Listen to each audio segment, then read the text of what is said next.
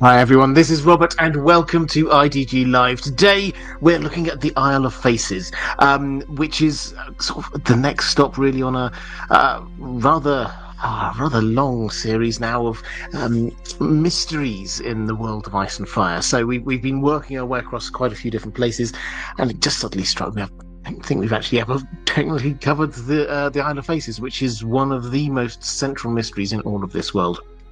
We will rectify that today. As always, I will be taking questions from the chat as I go through. I've got a whole load of questions from my patrons. I'll also start with a little bit of an overview so we're all on the same page. In case you're wondering, if you're watching this live, House of the Dragon, that's this summer. Night of the Seven Kingdoms, episode 1, did come out a few days ago. I will be doing a pre-recorded Q&A video, which I'm hoping to release tomorrow on this channel. So that's where we'll be talking mostly about that. I can obviously take some questions about that here later if you want, but today we're mostly going to be focusing in on the Isle of Faces. But Night of the Seven Kingdoms, I loved it. It's the short version. I thought it was fantastic. Everything I'd really hoped for. A couple of things I hadn't hoped for, but a lot that was there to be liked. So I'll cover that one in the other video. But for now, let's talk about the Isle of Faces. So, geography first. This is an island in the middle of the God's Eye Lake. The God's Eye Lake is the largest lake in all of Westeros, and it is sort of central in the southern bit of Westeros, in the southeast of the Riverlands.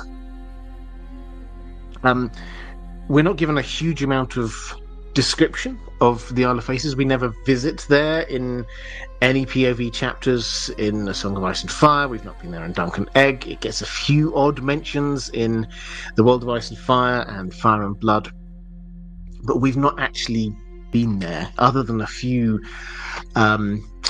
passed down stories. We've not been there. So as a physical description, we don't know huge amounts about it. It is said to be small. It is said to have a lot of weirwood trees. It is said to have the green men on there. More about them in just one moment. And that's pretty much it. Where this first makes an appearance in the history of this world is as one of two possible places, the other being Moat Cailin, that the Children of the Forest cast the Hammer of the Waters spell, that hugely powerful spell, we're told, which broke the land bridge between southern Westeros and southern Essos, and leaving the Stepstones. Now, perhaps they cast it twice, perhaps this is just different versions of legends coming down to us, we don't know, but clearly this was an important place even then in some way that we do not know. And when the long war between humanity and the Children of the Forest was ended with the Pact, again this is back in legendary times, we're told that the Pact was signed and sealed effectively on the Isle of Faces. And that perhaps is when it got its name, because the Children of the Forest, in order to celebrate this, in order for the weirwood trees to witness this pact, they carved faces into the weirwood trees there so that the weirwood trees could see this agreement, this pact. That seems to have been the start of this tradition of carving faces into the weirwood trees. So this is an important moment for the developing religion, if that's the right word, of the old gods, and an important moment for the history of the confrontation between humanity and the Children of the Forest, and it became sacred. That's the word that we hear used a couple of times. This was viewed then as a sacred isle, and the Order of the Green Men was established to tend to the weirwood trees and to protect the isle. We're not told much about who this Order of the Green Men might be. We have some odd random descriptions. Let's see whether I've got one here. We can... I should have brought this one up a little bit beforehand. But we've got The World of Ice and Fire has this little section here that this is what we have. Whether the green men still survive on that isle is not clear, although there is the occasional account of some foolhardy young river lord taking a boat to the isle and catching sight of them before winds rise up or a flock of ravens drives him away.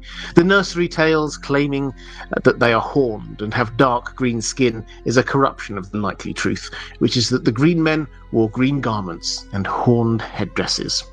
So this idea that they're green in some way, hence green men, and there's some sort of horns on heads thing going on. That bit seems reasonably clear. What is not 100% clear is that because their skin is green, or they just wear green, or do they actually have horns coming out of their heads, or is this just like they have a hat with horns coming out of it? We don't know. And because of the fact that we've never actually been there, and in fact only two named characters, who we will come on to in a moment, have, to the best of our knowledge, been there, this remains a mystery. And George R. R. Martin has set this up as a huge mystery. We'll come back to this point a little bit later, but it's mentioned a few times in book one, and then things go a little bit quiet. The clear implication is that this was one of, when he started writing, he thought he was writing a trilogy, so there's a lot of things he sort of like packed into this first book, that when it became apparent that this was actually going to stretch out into a much longer series, he could slowly drip feed this information in rather than sort of pushing it all out at once. So it gets a few mentions quite early on, and then quite a bit less later on. But in terms of history, it seems to have largely, for the next few thousand years, remained untouched, which was actually quite significant, because particularly when we get the Andal invasion, they came and swept across Westeros over the course of centuries. This has to be said. The Andal invasion was not a classical invasion as you might conceptualize it. It was more a sort of an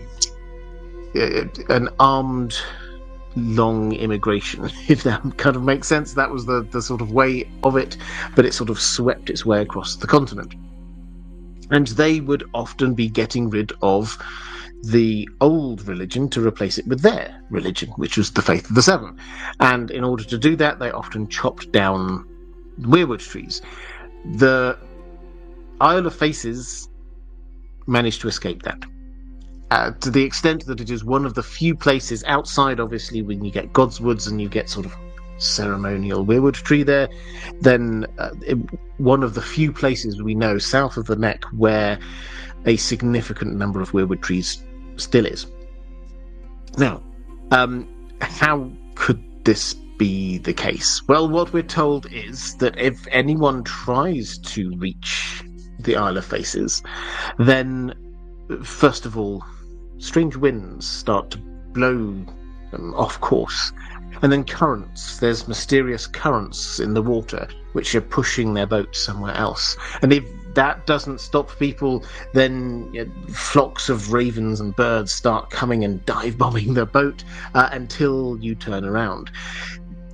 There are, as we read just a moment ago, there are a few reports that people may have seen these green men when they got close, but that's about all. We do not know what's on there. People have not been there. The Andals, maybe they tried, some of them, to go there, but gave up. It's just not really worth it. This is just a small island in the middle of a rather large lake, and not of huge strategic importance. It was sacred, but it wasn't. Nobody was going there, so why would they bother? And so it seems to have survived for a huge period of time. It then gets a rather random mention, and I say random, with the first of these two people who we know of, or think we know of, who visited the island, which was Adam Velaryon. Now, Adam Velaryon, you may remember, he obviously is in House of the Dragon. He's He's a dragon rider of sea smoke, and he, towards the end of the Dance of the Dragons, he's in this awkward position where Rhaenyra decides some of the dragon seeds have turned on her, and she decides all of the dragon seeds are therefore under suspicion. She orders him to be arrested. He, however, gets tipped off about this and manages to escape on his dragon. So he's out there on Team Black's side, on Rhaenyra's side. However, she no longer supported him. He, we're told, headed off around the Riverlands, gathered an army from loyalist castles, and headed down to Tumbleton, where there was, at the time, it's pretty horrific going on there, but that's where there were a lot of dragons. This is where the last biggest battle was going on at that time in the war. Strategically, we don't need to labour this point too much, but strategically within the Dance of the Dragons, obviously there have been lots of battles going on all over the place, but the big issue, as far as the big hope as far as Team Green were concerned, was they had an army coming up from Old Town, heading towards King's Landing, and it was headed up by a dragon, Prince Theron on Tessarion. That was the last. There was Vhagar, of course, but Aemond was doing his own thing with Vhagar in and around Harrenhal. And this army, though, which was coming up from the southwest towards King's Landing, had been stopped in its tracks at Tumbleton. And that's where Adam Velaryon goes. Now, we're told that in this period of time, while he's gathering these armies, perhaps before he started gathering these armies, he flew to the Isle of Faces, landed, took counsel from the Green Men, and then headed off on his way. He gathered together this army. They go down to Tumbleton. He gets into a battle with some other dragons. We will talk about him a little bit more in a moment. Do not worry. And he dies, as do all of those dragons. So we never find out whether he did. We're not told 100% that he did do. This was just a legend that perhaps he had done. If so, why had he gone there? He's not, at any point before that in the story that we know, been given a particular link across to the worship of the old gods or anything along those lines, so this seems like quite a random place for him to go. It is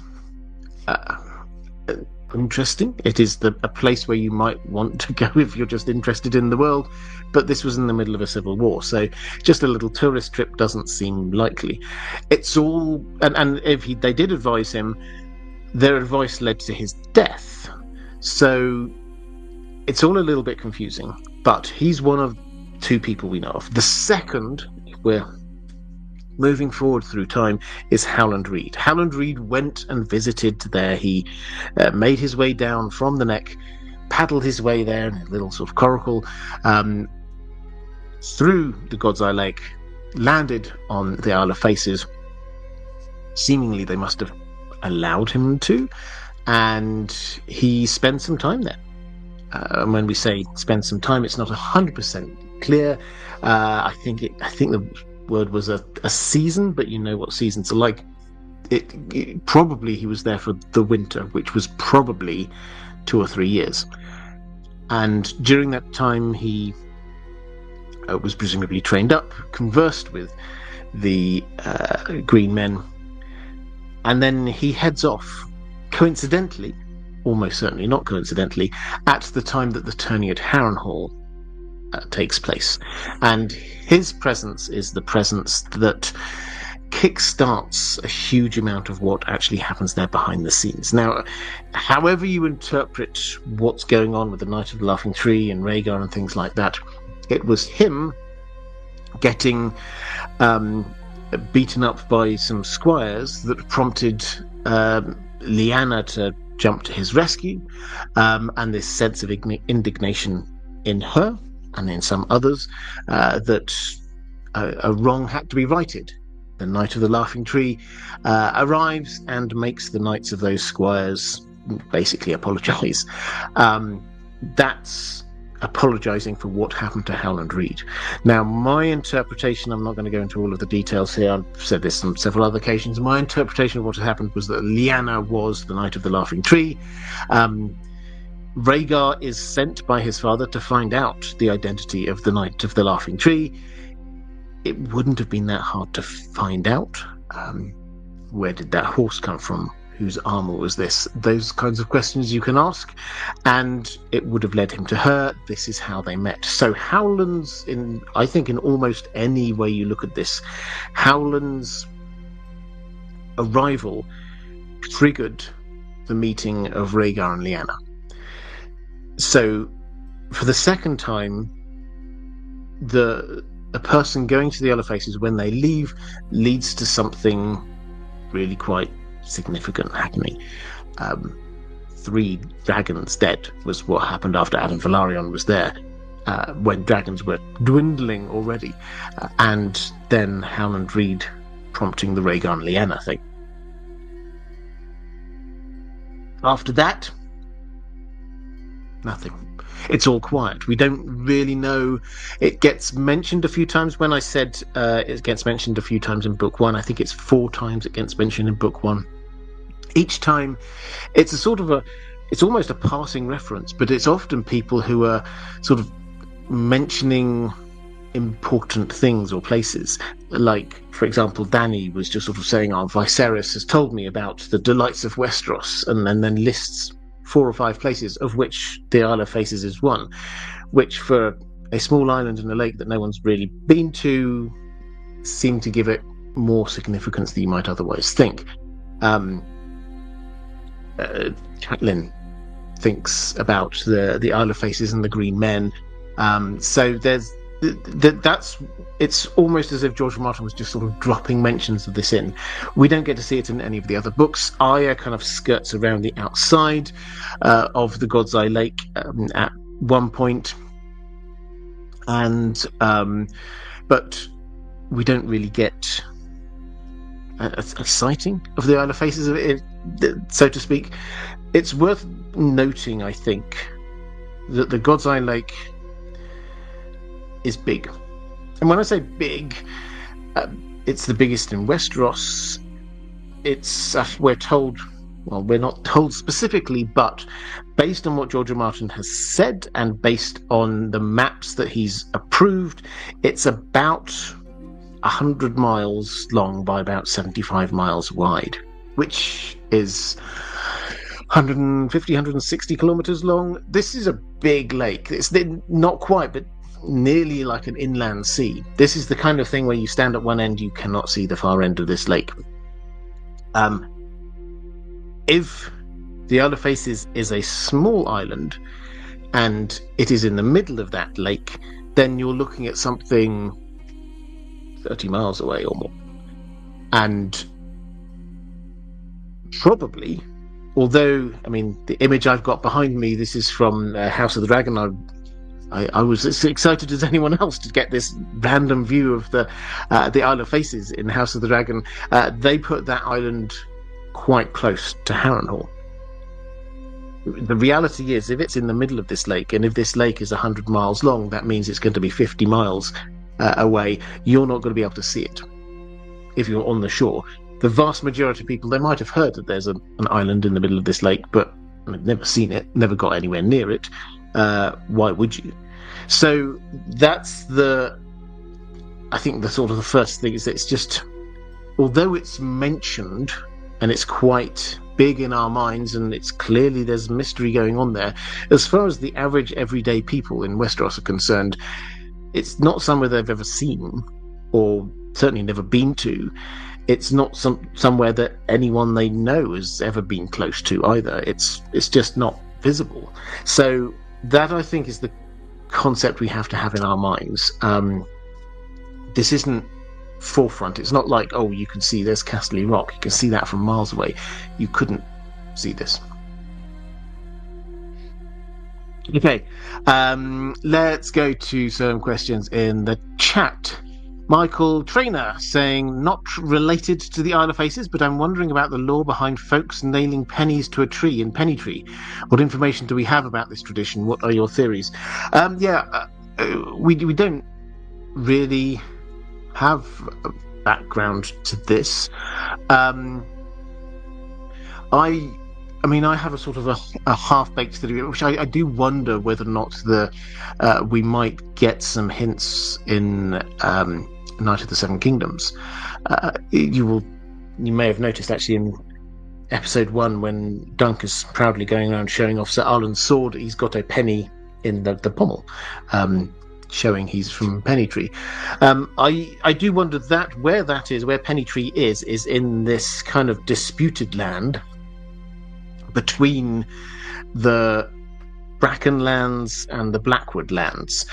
I do wonder whether there's some kind of history here that we're going to discover about there's a penny rent or something like that has to be paid and it's put onto a tree. I wonder whether it's going to turn out to be something like that. I don't think it's going to turn out to be hugely significant. I did wonder when I was in the middle of a live stream about 6 months or so ago, I did sort of wonder out loud whether that might be connected to the Dunk and Egg story, where they're going to go to that sort of part of the world. If they're in that part of the world, Dunk will want to go to Pennytree. There's not much of a doubt about that, I think. And various other bits of information we have in the in A Song of Ice and Fire suggests some new sort of new lines being drawn on the map or something like that happened about that time, which is almost certainly what happens when Dunk and Egg get there. I suspect it's not connected to that. I was thinking out loud about that at the time. It was pointed out to me that it was already known as Pennytree before that time. So whatever the cause of this Pennytree is, for those who don't know, Pennytree it's a small town village which has a tree with pennies just banged into it. So that's it's older than that, but that may have some impact on it in some way. Weirwood Net gifting 5 IDG live memberships. Thank you very much. That's really kind of you. Membership.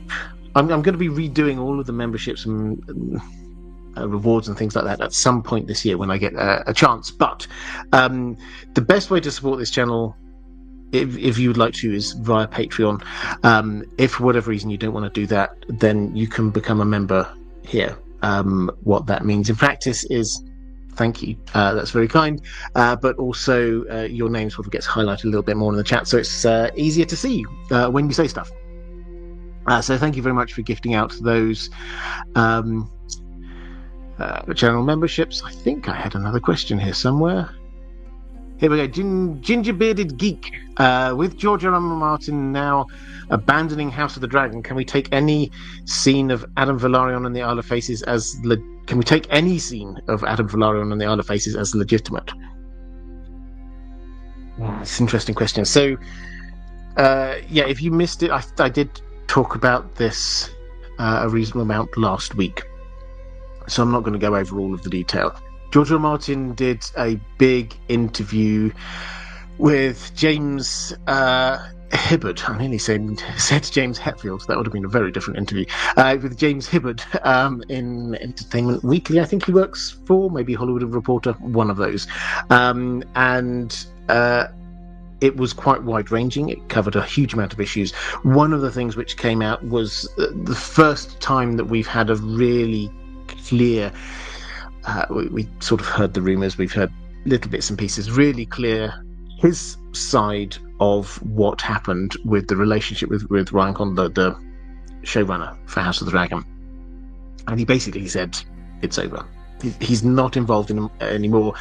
There was a sort of a line that says he had been brought back on board, but he wasn't allowed to talk about that, which suggests to me that he's not there in any kind of advisory role, but he probably has agreed something to say he's not going to be bad-mouthing it too much or something along those lines. That would be my guess. I do not know. Pure speculation. But the fact is, season 1 of House of the Dragon, he was reasonably closely involved. He got shown draft scripts, gave comments and the like. During season 2, that deteriorated. By the time we're at season 3, it's non-existent. He has no interactions with this whatsoever. So, what does that mean for the canonicity of what happens in season 3 and season 4 of House of the Dragon? We've had confirmation it will be 4 seasons. I think we treat it the same way we treat later seasons of Game of Thrones. George R. Martin's been very clear that some changes have been made earlier on which are going to have butterfly effects, which mean that the story we get at the end, the effects are going to be multiplied, going to be a lot bigger. He will have told them earlier on a few of the extra secrets and things behind the scenes, but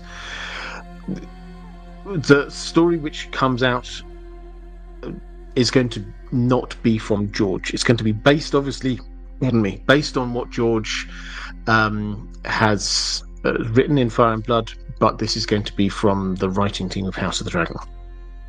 So I think we treat it as, loose semi-canon, let's put it that way.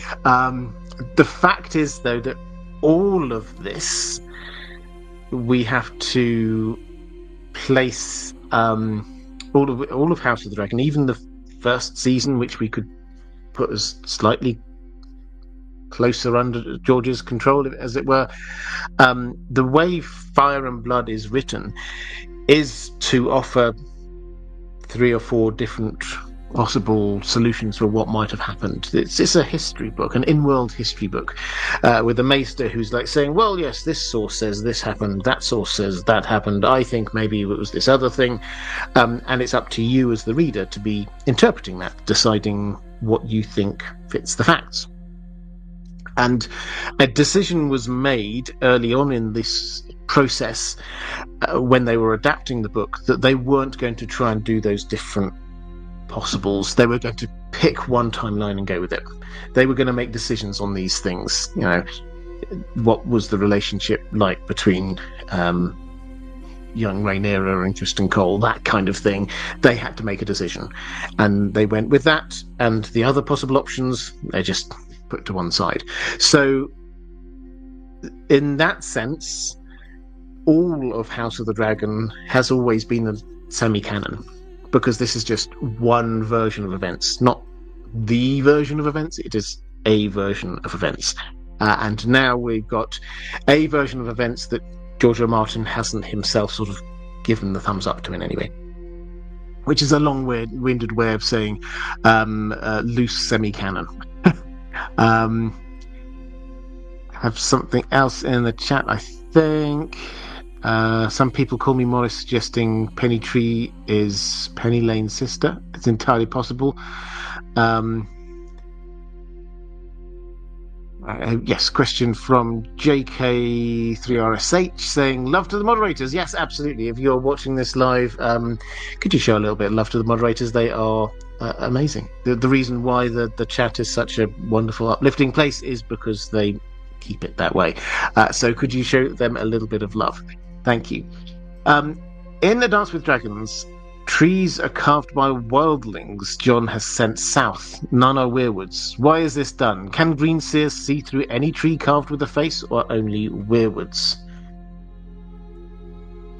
Well, the practice of carving other trees with faces is that's not unique to that.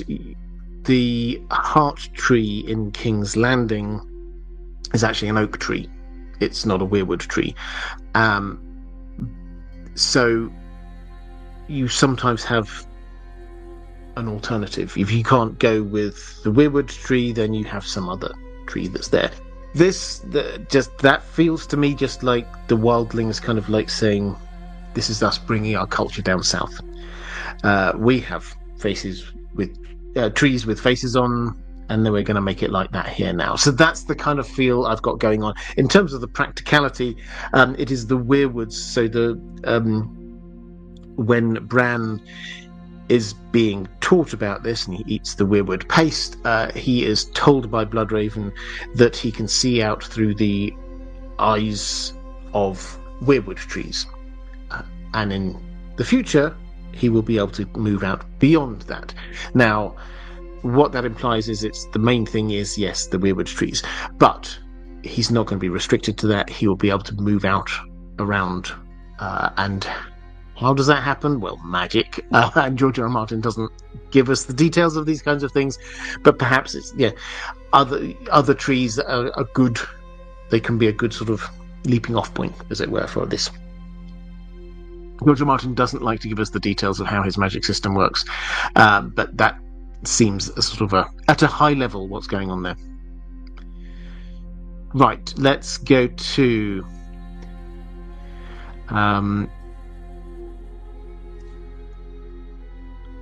actually, lazy ass madman just seeing in the chat saying the copper in pennies tastes like blood. Nailing them to a tree is a politically correct blood offering to the weirwood tree gods. It's a nice thought. I like that one. Let's go to some questions from my patrons. Sean Gartland saying, Merry Thursday, Robert, and to you too. I have to say, on my less charitable days, I find it hard to suspend my disbelief about the Isle of Faces. I appreciate reasons are given as to why you can't get there, but it all just seems like pretty obvious plot armor to me. Old Valyria and the Isle of Faces are the two known locations where people just don't travel to. One was the site of a continent-wide apocalypse, and the other one has wind that pushes you away and annoying seagulls. The equivalency is incongruous, rant over.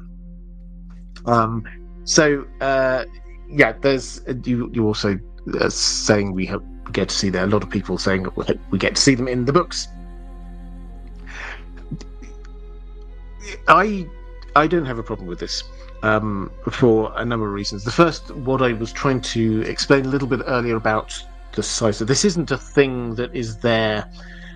You could see it and go, I really want to go there. Almost certainly from almost any shore of the God's Eye Lake, you can't see the island. So it's not like it's there and you wonder, I desperately want to go. So that's the first thing. The second thing is that it's not as if there's some great treasure or something that is supposed to be there. Valyria, there was so much lost magic, lost treasures, lost everything, lost knowledge that was there that would draw people to there. And it's not that they can't get there, it's they get there but they don't come back. So that's a difference between the two of them. And then thirdly, I suppose out of four, let's say, it is sacred. That's the word which is used of it quite a few times. So most of the time, people simply won't go there. It's just not a place you go to. This is sacred to the old god's religion. It's just not a place you would go to. And then, finally, if we get past this idea that this is a lake and think of it closer to an inland sea, and how are you actually going to get to it? You're not going to swim. You're not going to swim 50 miles to whatever that is, in 80 kilometers or something. You're not going to. So the only way you're going to get there, in the absence of dragons, is on a boat. And there aren't too many massive boats in that lake, because it is an inland lake, and what are you doing? You're just trying to get to the other side. So there will be some boats around there, but not a huge amount. And if you are going to be trying to get on a boat and go there, then what are you going to build? A particularly impressive? You're going to build up a set of a boatyard. It would be quite the effort to get there. And when you're imagining this is such a big lake that you will barely be able to see either shore. You probably wouldn't be able to see either shore once you're getting close to the Isle.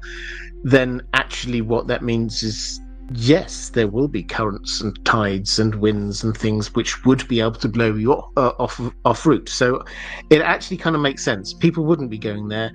There's no particular reason for them to be going there. The only way to get there is by a boat. And so, as we all know, boats in that time, yes, they were at the mercy of the elements. Taylor Jones, do you think the Isle was important before the war between the children and the First Men, or do you think its importance started with the Pact and being one of the places being untouched by the First Men, targeting the Weirwoods and being presumably the last remaining grove? So it's not clear because of the fact that this is all lost in the mists of time. We don't have all the details. A lot of fans, and we often say this in just like an offhand way, as if, oh, of course it is. It's the hub of the Weirwood network, and that does kind of make sense. It's often described as being the central point of Westeros, and the Weirwood network, in a very real sense, sort of is an expression of Westeros. It's the memory of Westeros through the memory of the trees, and this seems to be a great concentration of Weirwood trees in one place. The fact that this is one of a couple of possible places where the Hammer of the Waters was cast from seems to imply that this must have been significant even then. However, the fact that they made big changes to it because of the Pact seems to imply that the Pact happening there was the thing which elevated it in many ways to what it is now. They carved the faces on the trees. They established the Order of the Green Men. The Order of the Green Men was not there before the Pact. So it wasn't like they had this, I was going to say standing army. I think army is probably overstating it, but they didn't have this dedicated group of people, or whatever they are, don't worry, we'll get onto the Green Men in a moment, there defending this island before. So it may well have been significant, but not as significant. Orion's Orcas saying, hi Robert, why has George R. Martin left the Isle of Faces so mysterious? I have a feeling many important things have happened there. Do you think a future new pact will be agreed upon there in the end, and will Howland Reed be a part of it once again? So, and you say Howland and the Isle are a mystery but connected in some way. Yeah, I agree, they are connected. Howland went there, one of only two people we know who went there. Why has he kept it a mystery? I think because this has to be something which is going to be important at the end. Now, how is this going to be important at the end?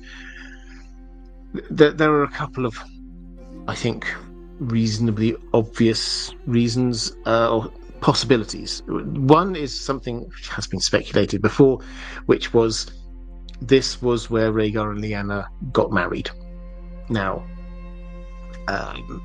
that's quite a leap to say that that's what happened, but they, at Harrenhal, they met up again just near Harrenhal. There's a fair chance that if they did get married, we're not saying they definitely did, but if they did get married, Lyanna would want a marriage before a weirwood tree, and there aren't many places with weirwood trees down in the south, so that would kind of make sense. And perhaps Bran could look out through the eyes of the weirwood trees there and see it happening in the past. So that's one thing that could possibly be there. Another thing is that this could possibly be, as we say, the hub, the heart of the weirwood network. Possibly even where the original magic which brought the others into being in some way happened. So that's the second, is that this is a historically important thing.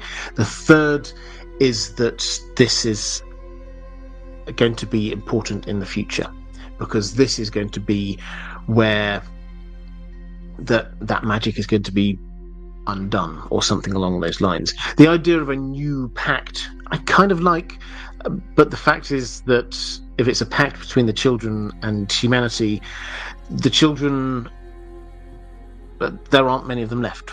So the idea of needing a pact is not really there, I don't think. Corvus Corax. Good evening, Robert, Dan, and all. My question is if the Isle of Faces is going to end up as a dropped plot line. There hasn't been a lot of references to it in later books, and I tend to forget it exists while reading it. So I can't categorically say no. George R. Martin is a Gardner writer. He does shift things around and change things. He clearly set this up. I mentioned that he set this up with a few mentions in the first half of the first book, implying this would become important. Then it does go quiet. We get, so in terms of just mentions of the Isle of Faces, there are 11 in A Song of Ice and Fire. The first 4 of them are these mentions that I've already given you in the first book. Then the next 6 are part of Mira and Jodryn telling Bran the story of Howland Reed. And what was their father and what happened there. And then the final one is just a random mention, what John thinks about it. Somebody he knows had this thought of they were going to go to the Isle of Faces and see the Green Men. One of a number of different things. It wasn't lingered on. It didn't seem particularly important, just a sort of like a broader world-building thing. So the idea that this was important and then got dropped, you can't completely rule it out, because the only mention, the short version of what I just said, is that after those early mentions, the only mention we have of it is the Howland Reed one, telling the story of what happened to Howland Reed. There's not been any other particular mentions that imply that this is going to be important, so we can't completely rule it out. But I think given the amount of weirwood trees there and the importance of weirwood trees to this, it has to have some role. I'm pretty sure about that.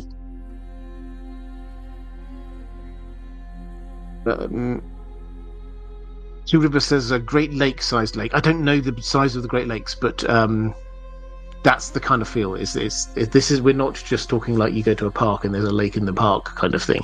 This is the kind of thing that you could be walking along the shore for days before you get anywhere near the other end.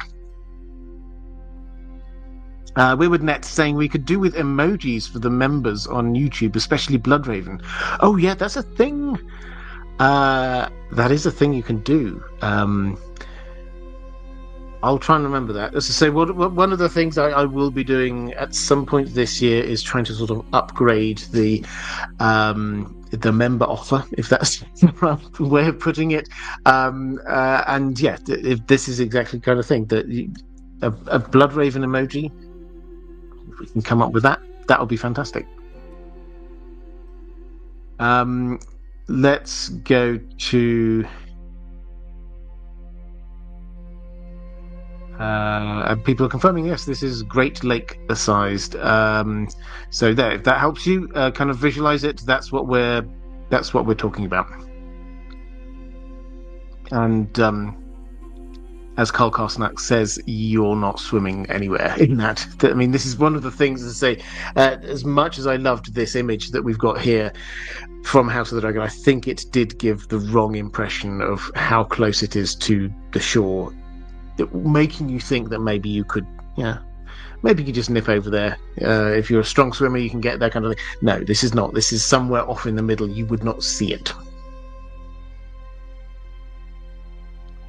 Let's go to a question from Lady Pushkins saying, will we see the Isle of Faces in the books? And a few people asked different versions of this, so it's okay. I'll put these together. Dominic Vaughan asks, do you think we'll get a POV or Bran flashback of anyone going to the Isle of Faces? So a friend said, surely George wouldn't finish the story without us seeing the Isle of Faces through at least one POV.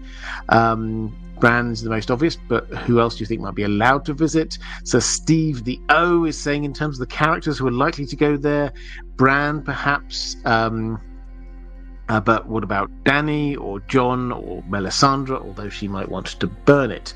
Yeah, so will we get to see this?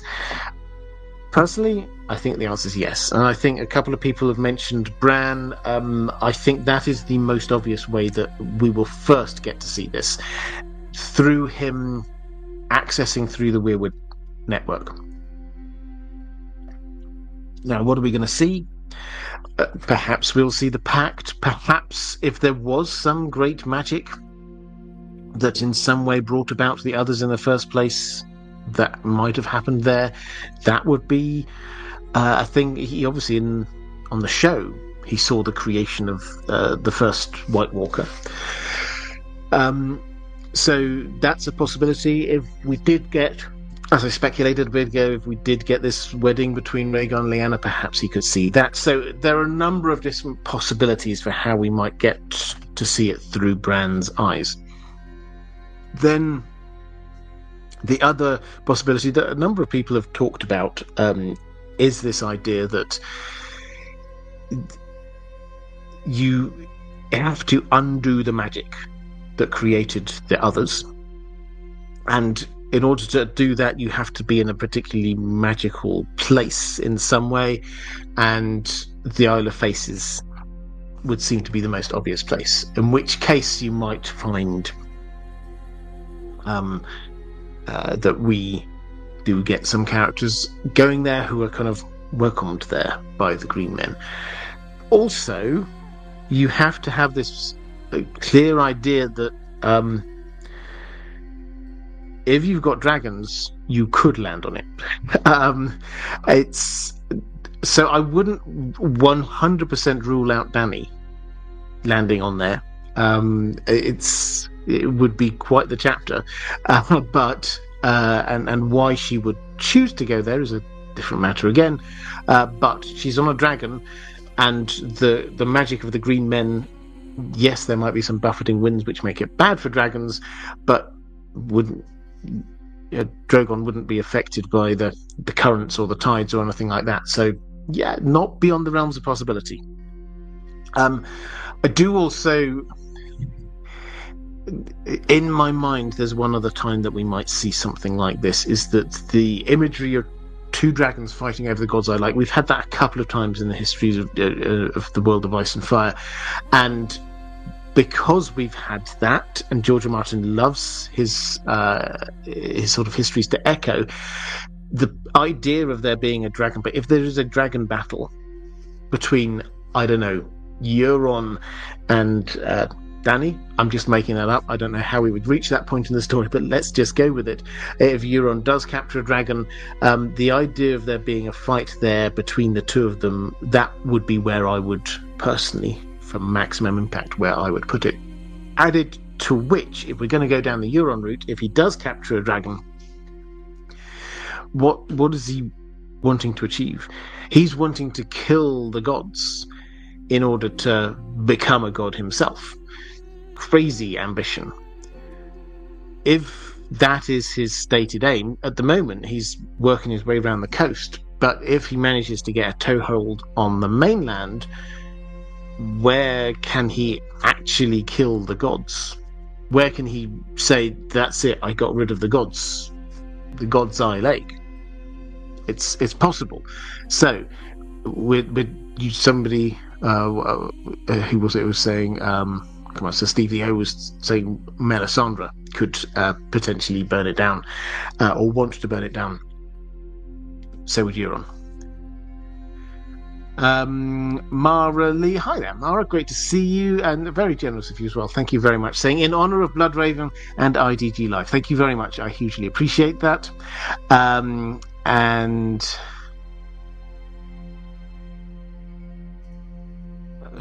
Class Narc, more Great Lakes knowledge here. We've got Lake Superior has waves and sinks massive container ships all the time.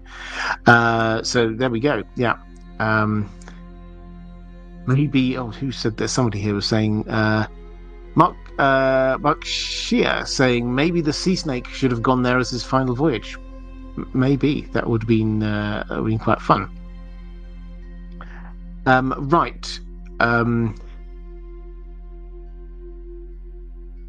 Let's go to a question from Catherine Furseth. I'm curious about whether Adam of Hull, Adam Velaryon, ever actually went to the Isle of Faces. So this is sort of the counter possibility here. In Fire and Blood we read this. Singers say Sir Adam had flown from King's Landing to the God's Eye, where he landed on the sacred Isle of Faces and took counsel with the Green Men. The scholar must confine himself to known fact, and what we know is that Sir Adam flew far and fast, descending on castles great and small whose lords were loyal to the Queen, to piece together an army. Now, Catherine goes on to say, to me, saying that the singers say or sing something isn't really proof. Of course, the whole of Fire and Blood is about differences in testimonies on a lot of issues, but still, why would he go there at all? He was on a mission to find men for an army, wasn't raised anywhere near anything connected to the old god's religion, so it just feels like a good story that singers would tell, adding romance and heroism to the mysterious reputation of the Isle of Faces. So yeah, this is, as I say, this is the curious thing, is that there's no obvious motive here for him to be going to the Isle of Faces. He's got no background of having any kind of connection with worship of the old gods. He's on a mission. He's in a rush. Why would he go off to somewhere where nobody he knows has ever been there, where allegedly there are some powerful people, but they clearly keep themselves to themselves? Why would he do this? It does indeed, as you say, sound like the kind of thing that the singers would add in just to make it a better tale. So I think George R. Martin has probably left it to us to go with what we ourselves think. And I would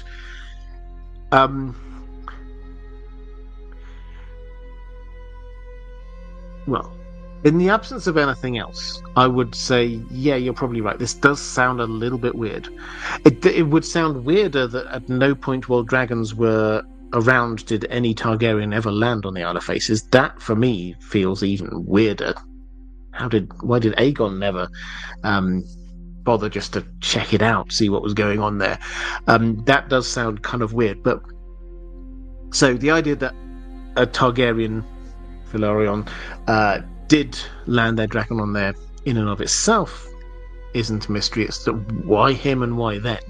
That's the bit that sounds a little bit curious. And so I would be tempted to sort of just put this one down as just a nice story. But for one weird detail that I can't quite sort of explain other than just sort of note it there as that's a weird detail. We're told that Adam Velaryon's bones, after he died, were carried up to Raventree Hall and kept there until much later, when they were then returned to Driftmark. That is a really weird thing. This was, if you read the descriptions of Tumbleton, this was just hell on earth. It was horrible. So the idea that somebody would go in and find somebody's bones and sort of, amidst all of this carnage, there are literal dragons dropping dead on the battlefield here. The idea that any would, during this time, deliberately save this one person's bones is a bit odd. And the fact that they go to the biggest old gods worshipping family in the entire south adds an extra layer to this.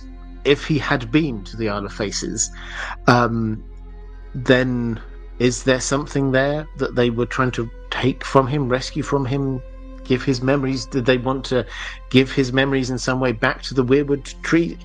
I don't know. But it's just an odd little detail that we just have to sort of lodge at the back of our brain just to go, well, that feels strange.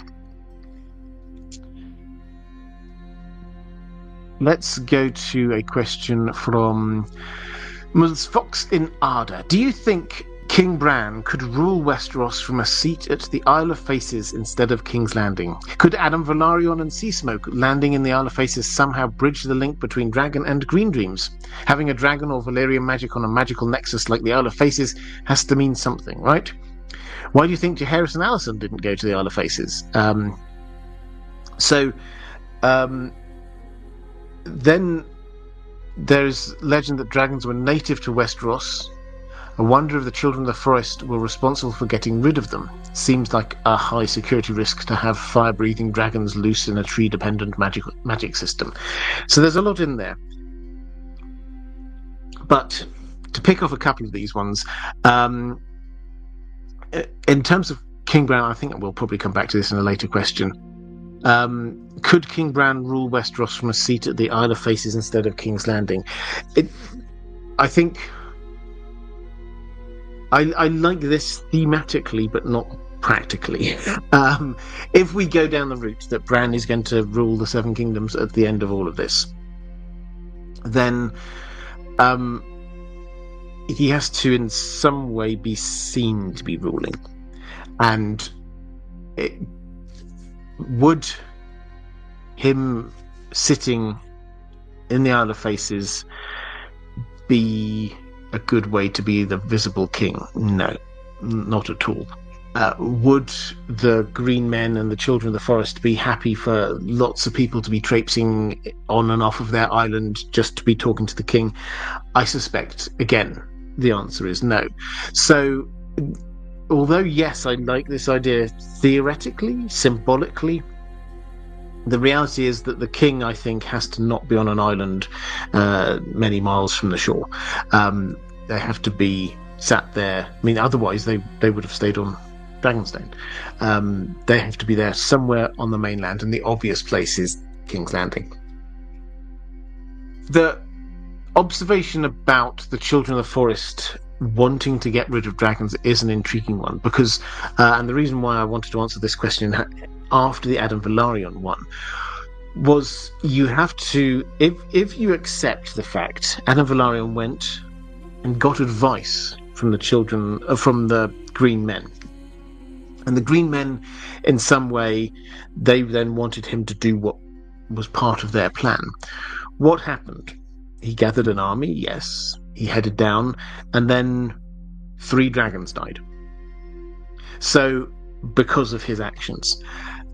If he did talk to the green men, and he did follow through with exactly what the green men were suggesting, the end result of that is dragons dying. Is that what the children of the forest, what the Weirwood Network wants? I suspect not in the longer term, because dragons will be very useful against the army of the dead. But perhaps in the short term, perhaps they did indeed see the danger of there being too many dragons. Because we have to remember that at the moment of the Dance of the Dragons, we started out with, I think it's 20 dragons, and they were being dragons were hatching, dragon eggs were hatching regularly. The idea was very clear that the number of dragons was only going to increase over time. And it's one thing having 1, 2, 3 dragons in Westeros. The idea of there being 20, 30, 40 dragons in Westeros, I think would have been a little bit more concerning for them.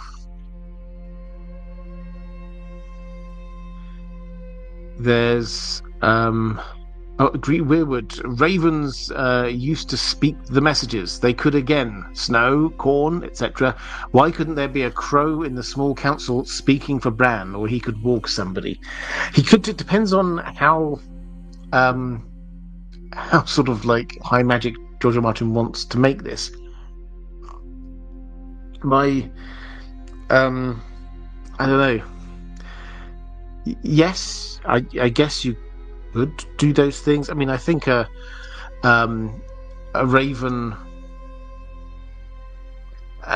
tends to have a sort of a limited vocabulary, but the idea of him walking into somebody who could then be presenting his message, yeah, I mean, it could happen.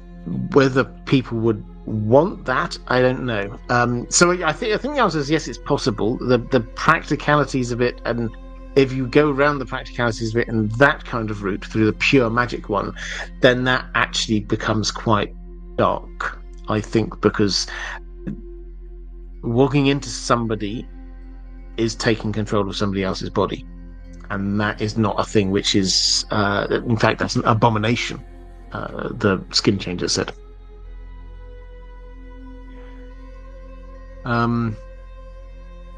Let's go to which question? Flame G saying, hello Robert, my question is, how powerful is Howland Reed's magic? He went to the Isle of Faces to seek knowledge and understanding of green magic. What do you think he discovered there? My theory is that he may have seen, either shown by the weirwood trees or the green men or his green dreams, that Lyanna and Rhaegar's son would be the Song of Ice and Fire. I wonder if he had foreseen a scenario where Lyanna and Rhaegar meet up and his role was to bring them both together. Well, I think the answer is yes, although I think this was less from him. I think this was more from the weirwoods themselves. He does not get green dreams. That's cleared up by Jojen, I think it is. Howland Reed does not get green dreams. That's not to say that he doesn't have any powers, but and we'll come back to exactly what they are in a little bit. But it seems quite clear that he was sort of summoned there, and then used as, in my view anyway, as Bloodraven's man on the ground. Bloodraven used to be the person who could influence events on the ground when he was in Westeros. When he went up to the wall and then beyond the wall, hooked up to the Weirwood network, he no longer could be that person on the ground doing the things he needed.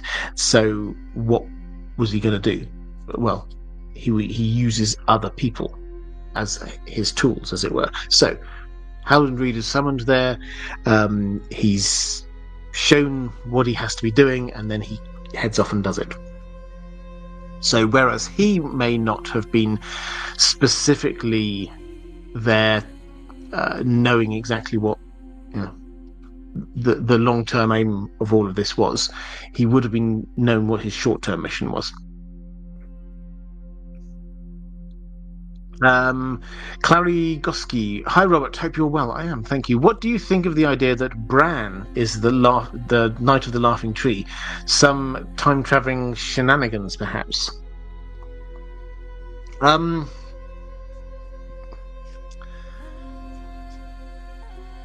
Well, I mean, so there's two elements to this. The first is, I think this works so much better if this is Lyanna.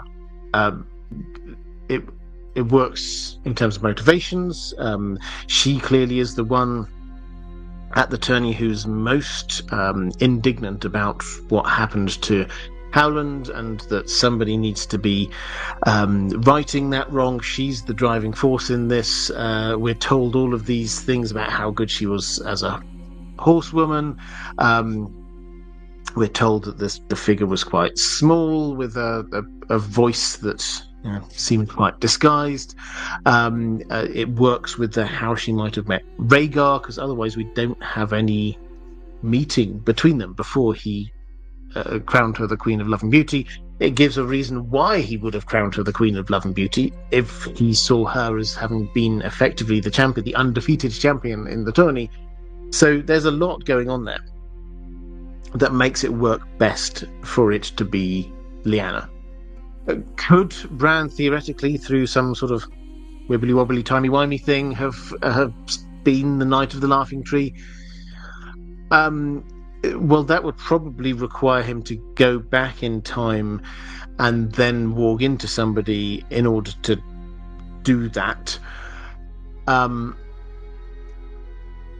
which is not beyond the realms of possibility.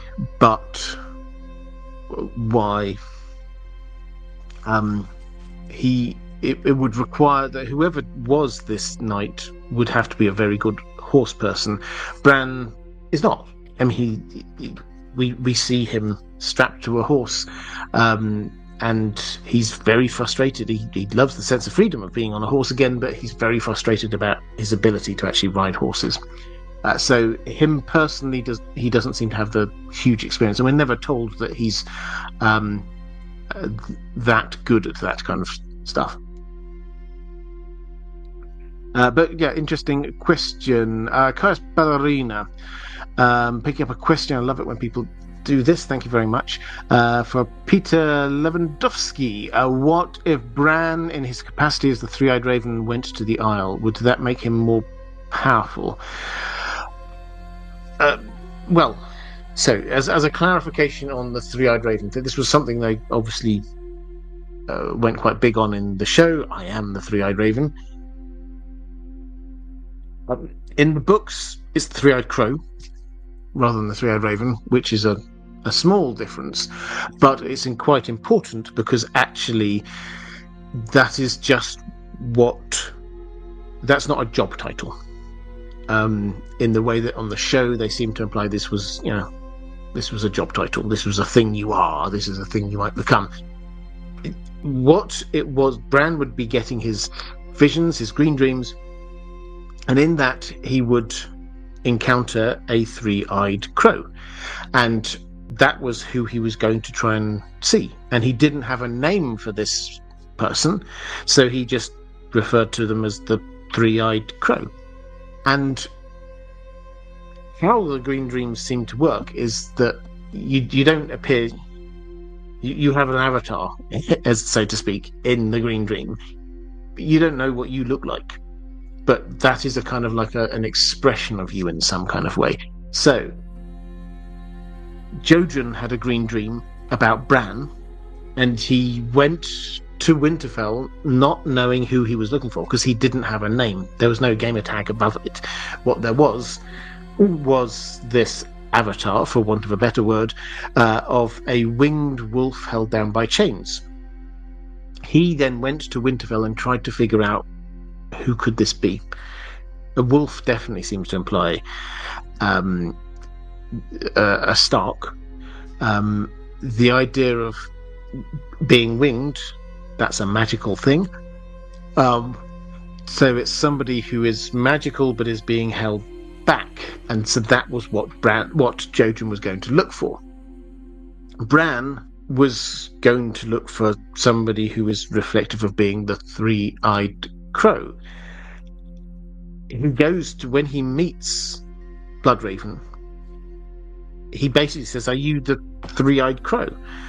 And Bloodraven, it takes a moment, and he's like, yeah, that kind of makes sense.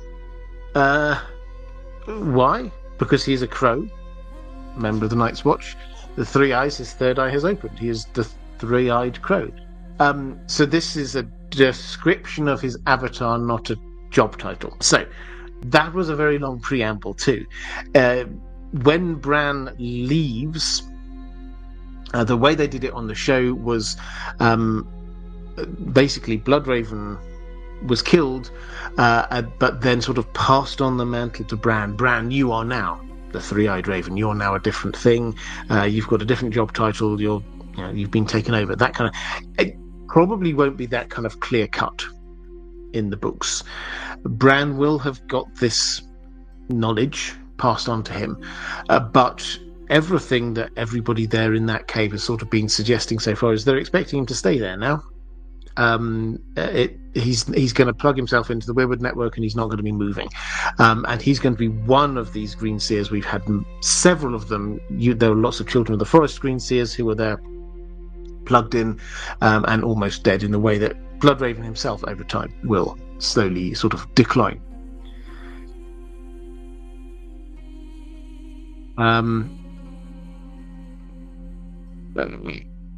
Anthony Green saying I'm a Chicagoan. I've now lost the I'm Patreon. Here we go. Yes, I'm a Patreon. I don't know if that's reflected in the YouTube account. It doesn't. If you're Patreon, then you don't get automatically highlighted in the YouTube. But Happy to pick up on this. I'm watching it a bit behind with the live chat. Your explanation makes much more sense to me now. I'm a lifelong Chicagoan, Chicago being on one of the Great Lakes. So, yeah. Good. I'm pleased about that. Bucky Underbelly saying, "Greetings, Robert. Howland Reed is described as quite small in stature. All of the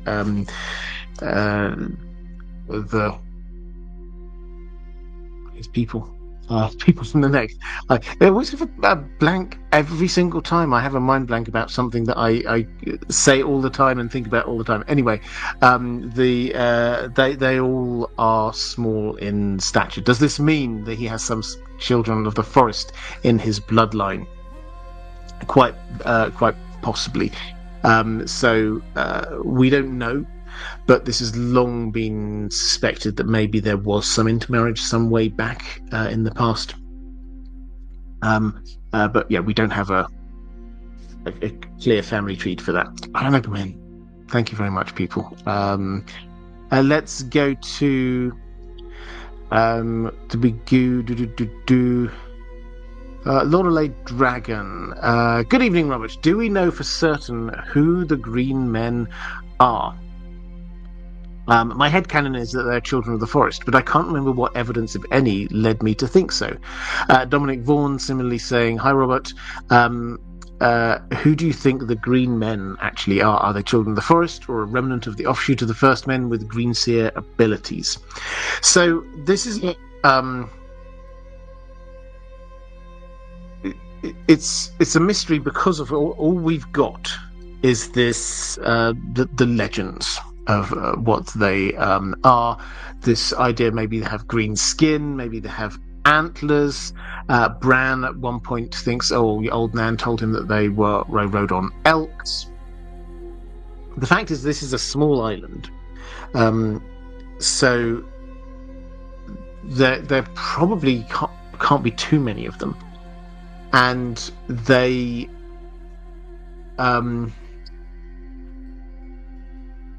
is the island going to be sufficient to be providing all that they need?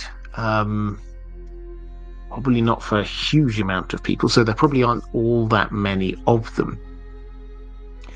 Are they children of the forest?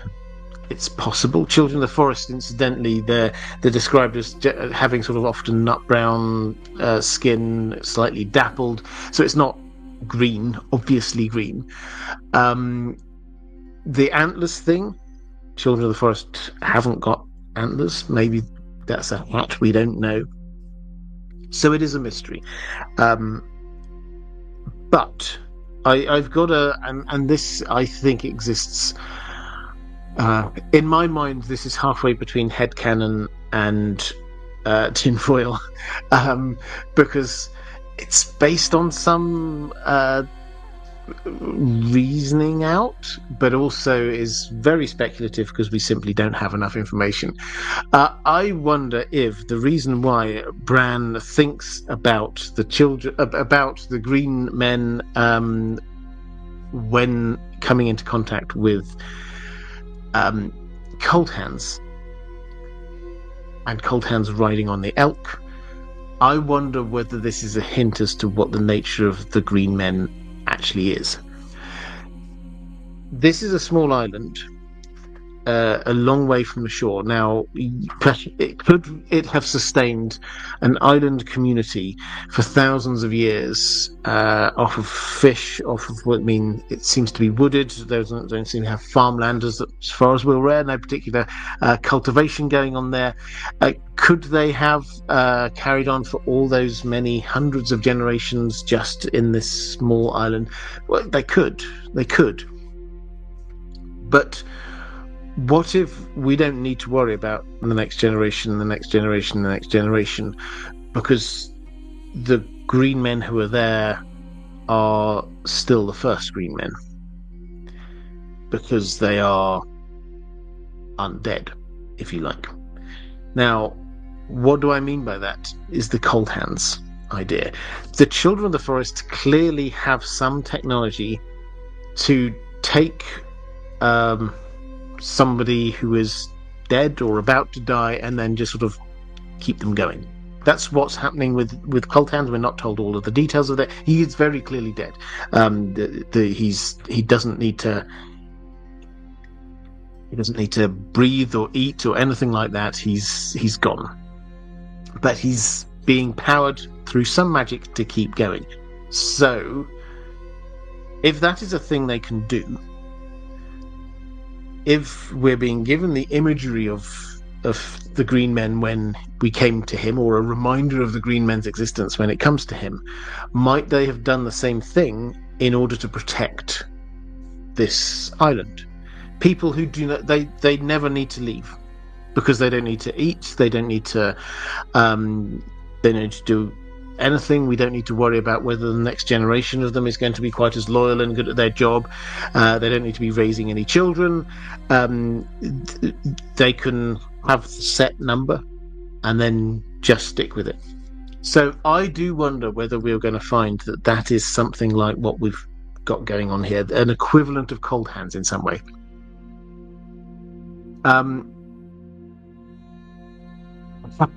Fisher King stuff, says Carl Costner. Yes, absolutely. Babylon, this guy sips water at the most annoying times. Well, I do apologise. If it's annoying for you, it's necessary for me, unfortunately. So the what have we got? Somebody said happy belated birthday, Carl Karsnock. In which case, a happy belated birthday to you. Fantastic, a wonderful member of the team here. So let's go to Relaxed Like a Cat. Do you think we will see any children of the forest in the Winds of Winter? There was a scene in the novel where Bran et al. Meet Leaf, who suggested she'd been hiding amongst humanity. Do you think there are any of the characters we've already met that are actually children of the forest in disguise? So, will we meet any children of the forest in the Winds of Winter? Well, obviously we will have the Children of the Forest tour with Bran will still be there. Will there be any more? In answer to your question, are there any in hiding? I'm pretty sure that the Woods Witch, the Ghost of High Heart, is, if not a child of the forest, she's 3 foot tall, she's got white skin, red eyes. If not a child of the forest, then a half child of the forest, something along those lines. She's very old, let's not forget. So she's, at the very least, long-lived.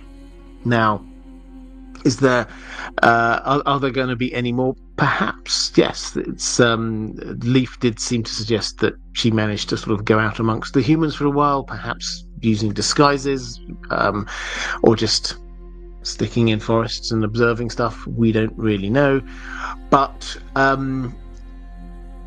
we will meet more the deeper into the story we go. I don't believe that the only children of the forest there are left are those who are in Bloodraven's cave. I suspect there are some more hidden away that we don't. There might even be some underground somewhere. This is the thing that we have to remember, is the places we're told that they enjoy living: Hollow Hills, Crannogs, and places like that. Crannogs implies maybe there's even some in the Neck. Hollow Hills, they could be anywhere. They're being discovered in the middle of the deep forest. The deep forests were left to the Children of the Forest in the Pact. So if we get to the deep forests, might there be some in the Wolf's Wood? Might there be some in the King's Wood? Who knows? Cold Hands, Andrew Kay saying Cold Hands could be quite ancient as well, not fully sold on the Raven's Teeth member theories. I mean, that's absolutely fine. That's my working theory. But he could well be very old, yeah.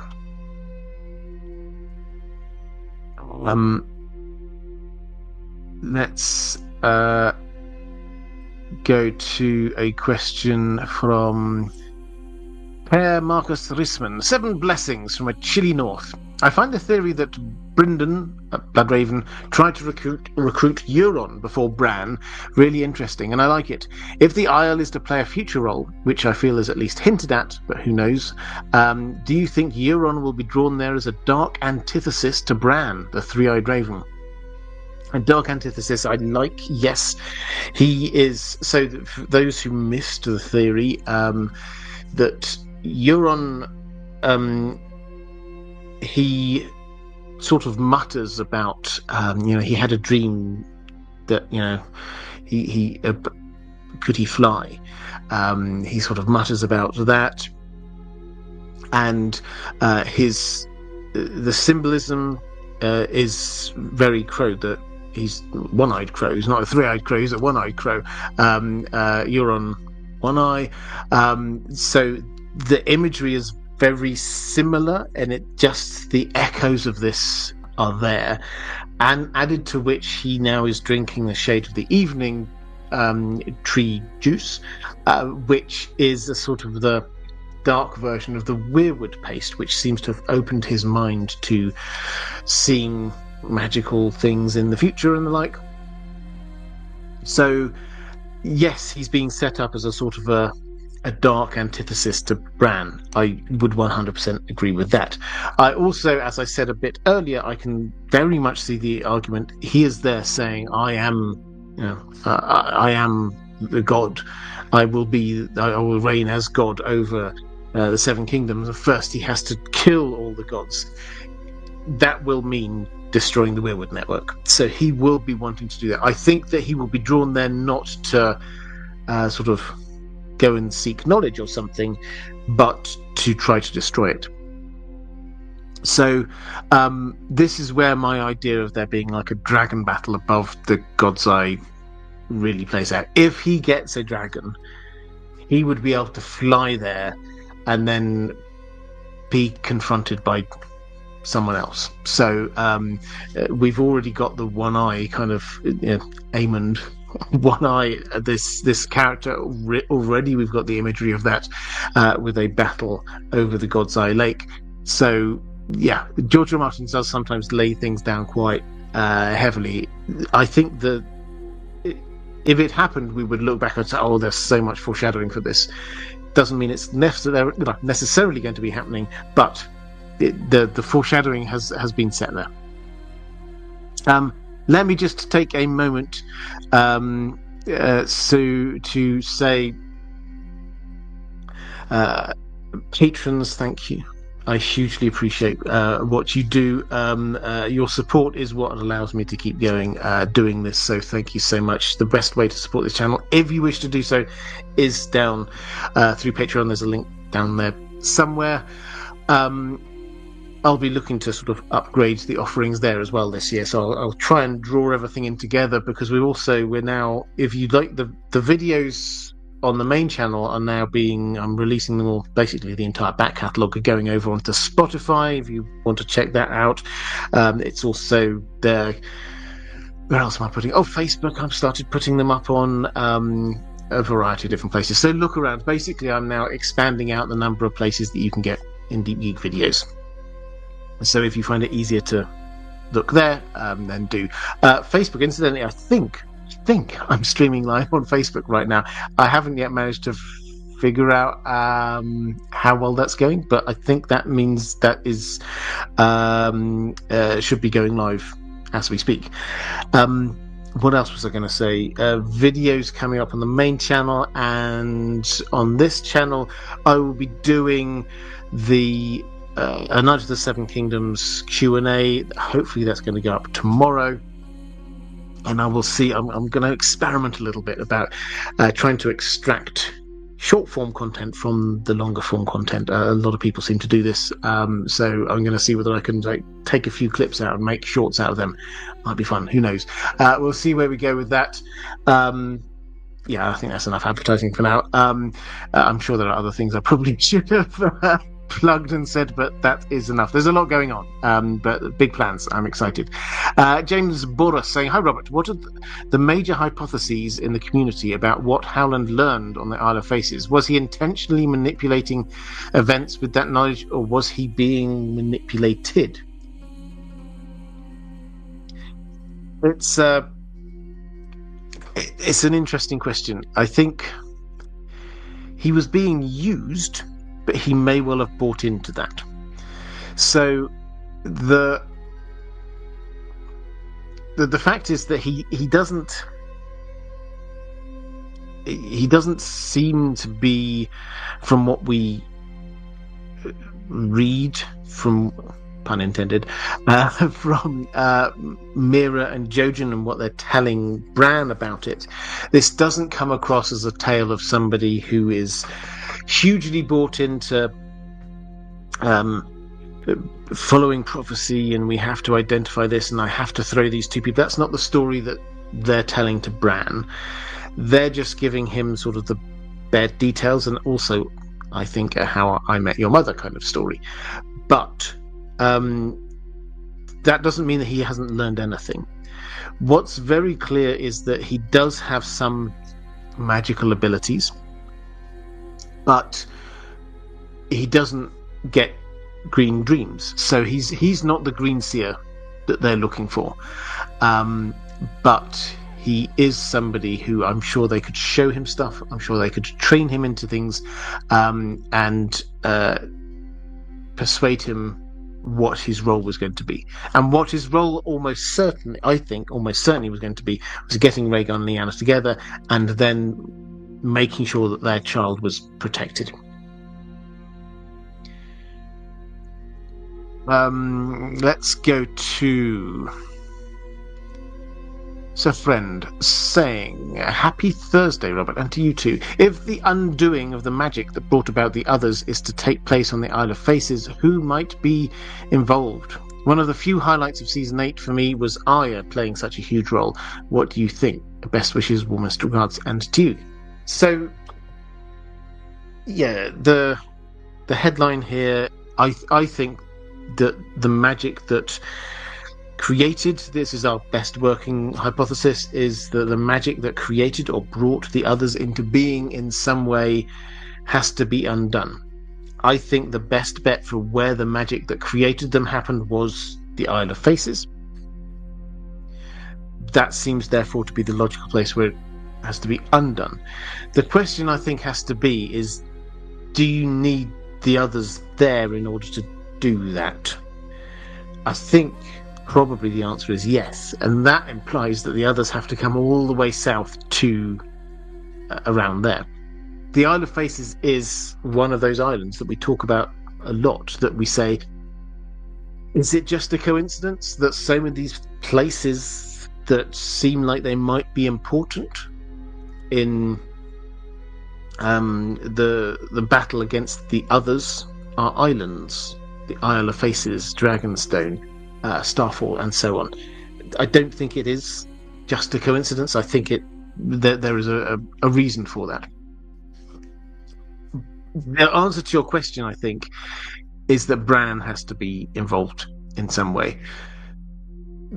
The TV show, I always find it hard to sort of try and interpret what the TV show did in order to try and get to what was going to happen in the books. It's a fool's game, but clearly they wanted Bran to be seen to be an important part of what happened there, even though on the TV show they ended up just having him basically sitting there.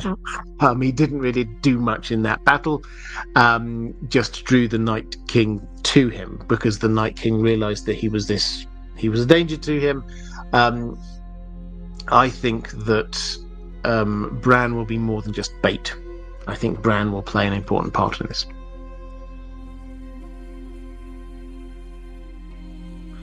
Question from Akeem Wade. Got here late, but what do you think happened to Daemon's body? Okay, so interesting. So Daemon, he was on Caraxes fighting Aemond on Vhagar. They fought above the God's Eye Lake. Daemon leaped from his saddle, got Aemond, thrust Dark Sister into his eye, killed him. The dragons and everyone crashed down to the ground. So the first thing is that some have speculated that he might have survived. I think the answer to that is no.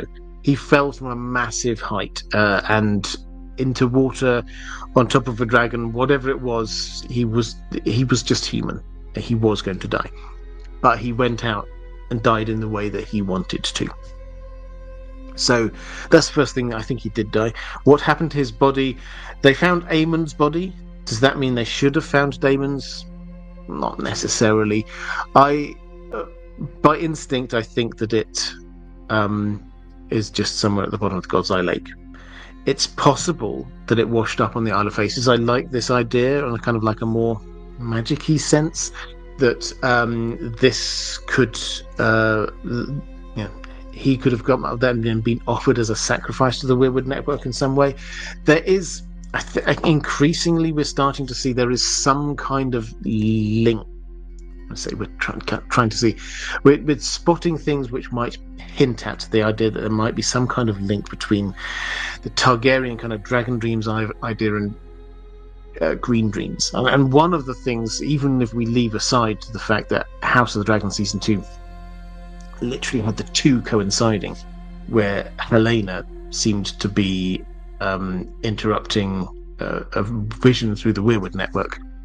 So even leaving that to one side, then the similarities between them are quite stark, in that there seems to be an intentionality to most types of magic that is not there in Green Dreams and in Dragon Dreams. They just happen to you, and you can't stop them. You're not trying to do the magic thing. You're not trying to see the future. They just happen. So they seem to be operating on the same principles, if nothing else. And so, yeah, the idea is that perhaps Daemon, if he could have been offered as a... We don't know exactly how the magic works. If he could have been offered as a sacrifice to the Weirwood Tree in some way, does that mean the Weirwood Tree can kind of get his memories in some way? It's possible.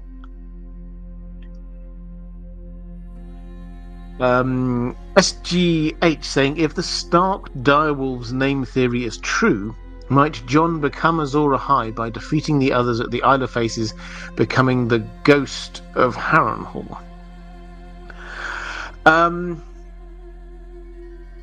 So the Stark Direwolves name theory is that each of the Stark children's fate is linked to the name of their direwolf. So Sansa named hers Lady, she will become the Lady of Winterfell. Rickon called his Shaggy Dog because his story is going to be long and winding and actually ultimately not go anywhere like a Shaggy Dog story. The fact of the matter is, Jon having a direwolf called Ghost completely matches this idea that he will die and come back. So that fate seems set. So I don't think we need to find another thing to justify why Jon's direwolf might be called Ghost.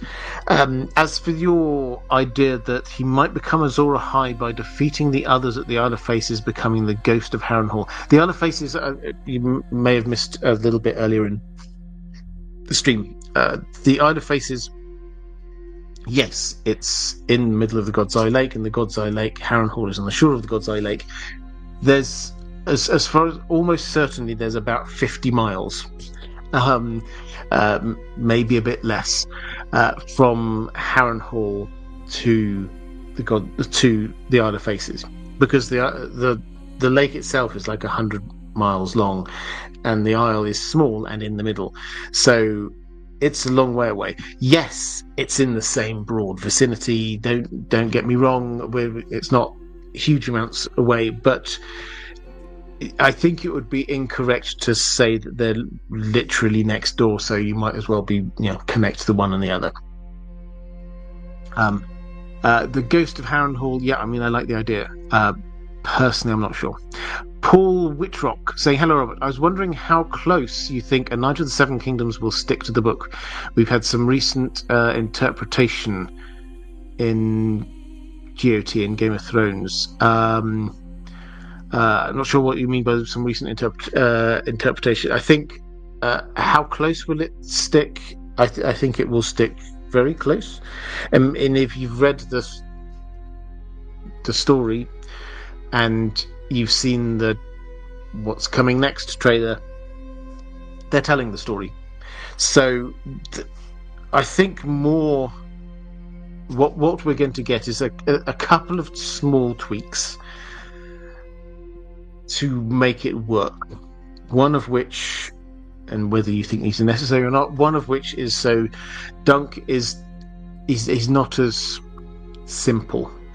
He's innocent, but he's not as simple. And he, a lot of his interior monologue we deal with in various ways, talking to the horses, flashbacks, that kind of thing. So there's some sort of slight shifting. He's obviously also older than he was in the books. In the story, he's probably about 16. I don't know how old the actor actually is, but mid to late 20s, I think. So there's a significant difference going on there as well. Leaving them to one side, and they are adding in stuff. So, for example, if you saw episode 1, then the role of Lionel Baratheon has been increased. And with that, you can't really escape the fact that he's a hugely vibrant character, and that this, therefore, sort of influences our interpretation of how this goes. In the story, then, how... Spoilers. In the story, him joining up to sort of on Dunk's side for the trial was a little bit of a surprise, really. Here, it would actually make perfect sense. So there's sort of layers, but broadly speaking, I think they're going to stick pretty close, which I think is good.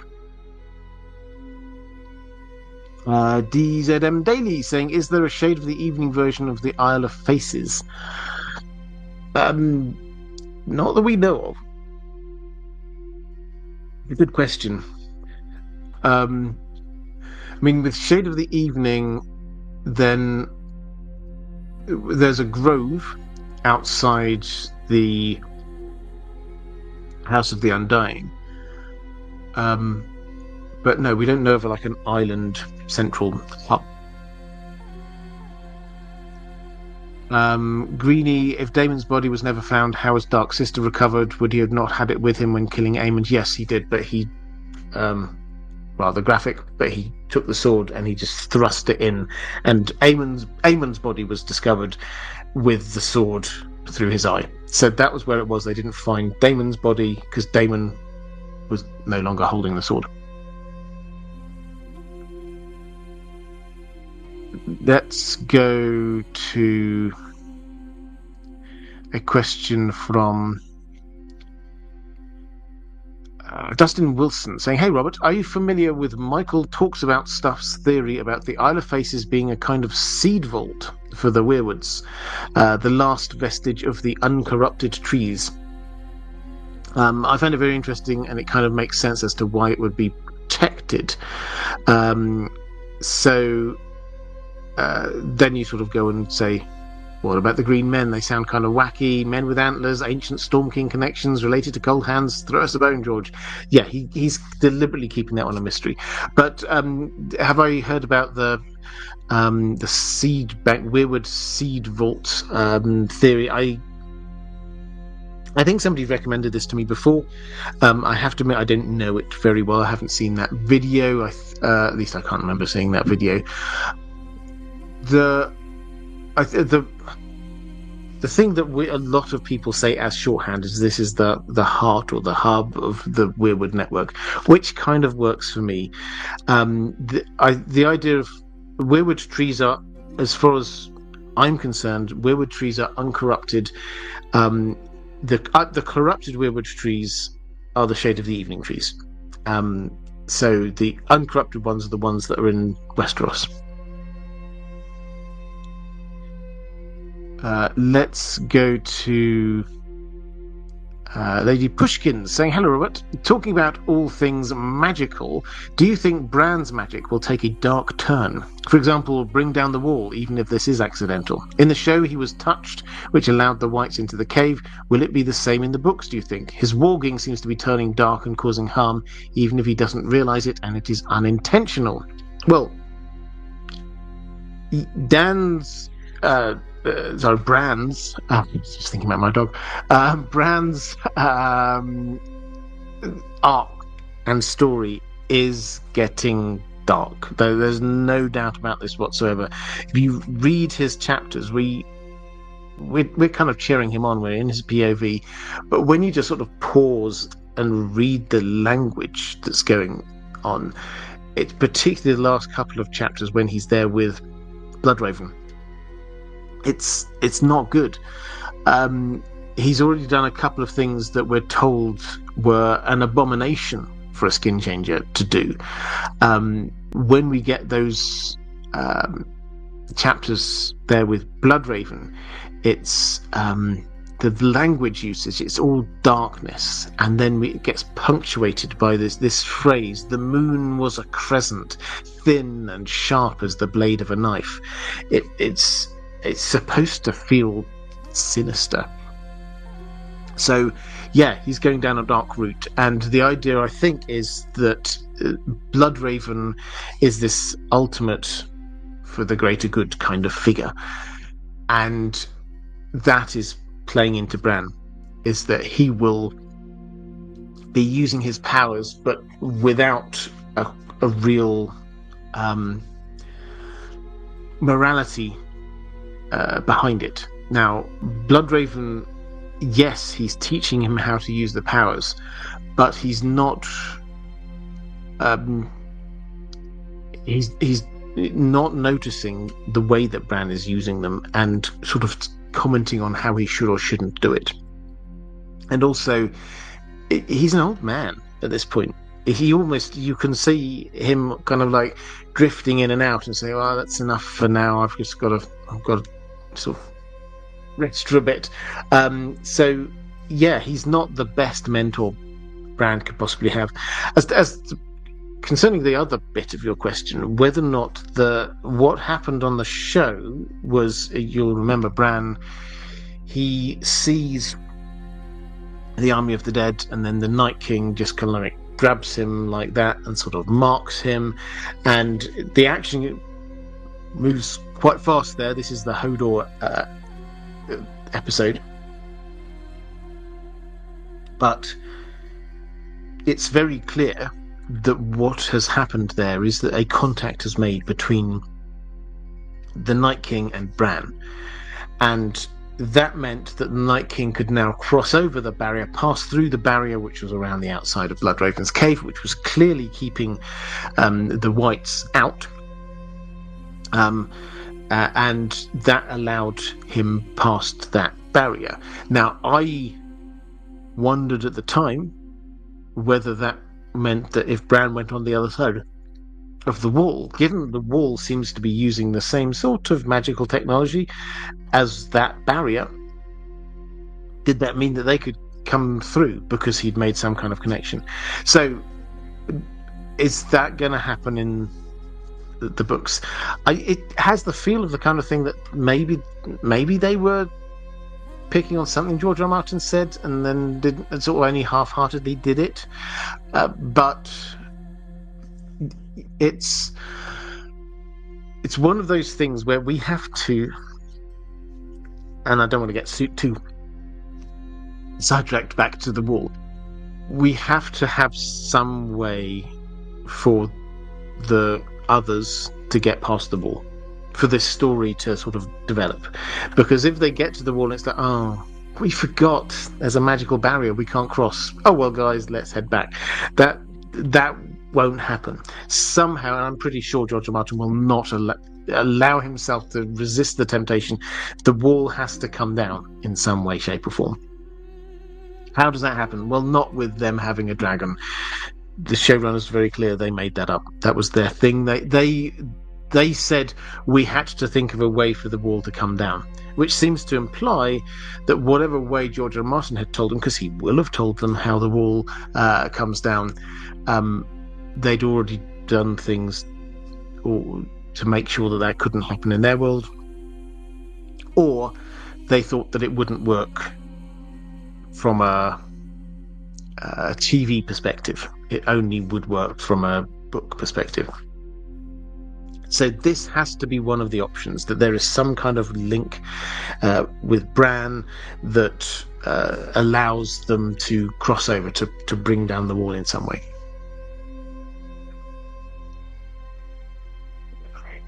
Pardon me. I've got another question here. James Bordus, very generous. Thank you very much. Speaking of Howland and R+L, something bothers me about the assumed dialogue before the clash between Ned and Co. and the Kingsguard. Wouldn't Rhaegar tell his bestie what was going on? And I imagine Howland could corroborate things only Rhaegar or Lyanna should know.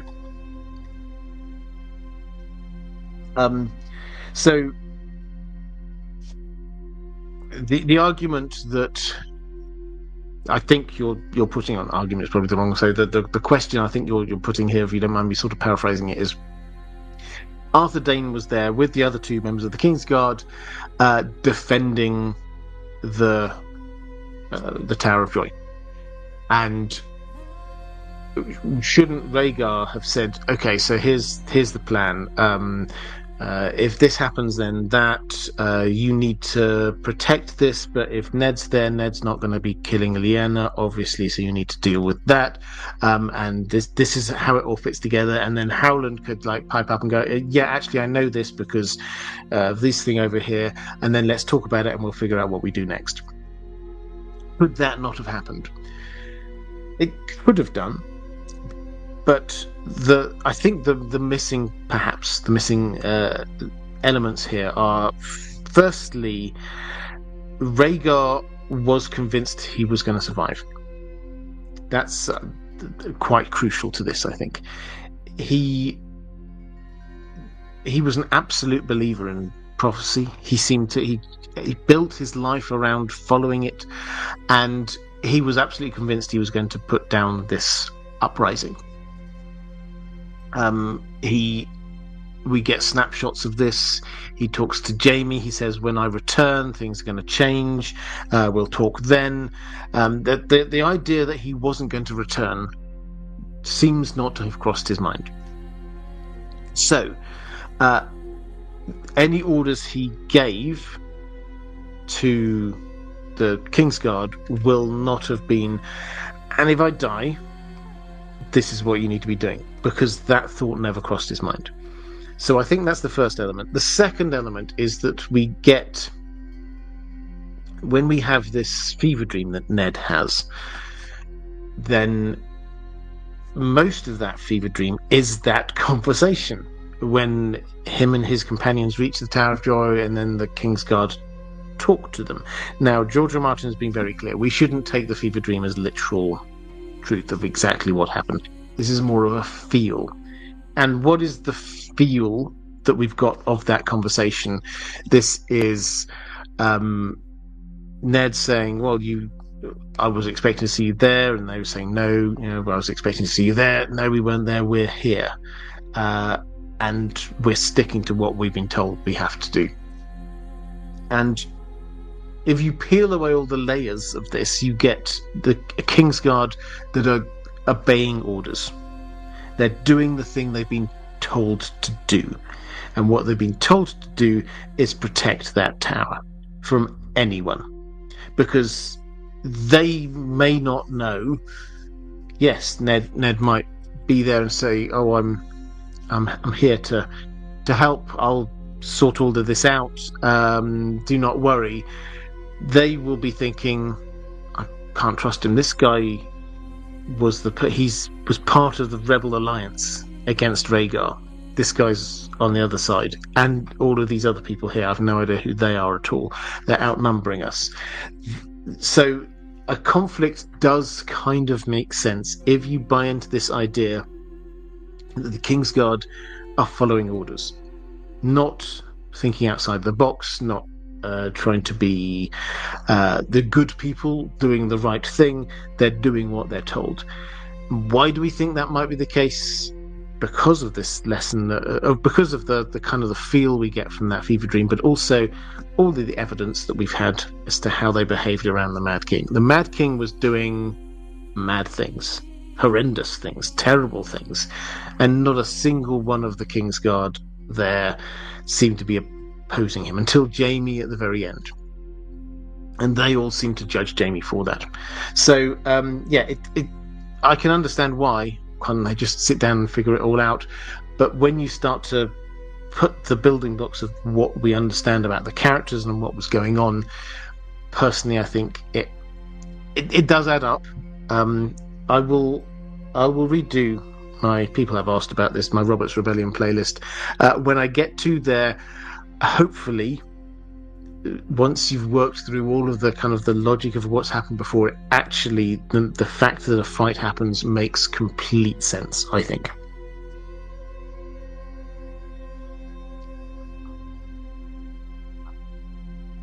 Let's go to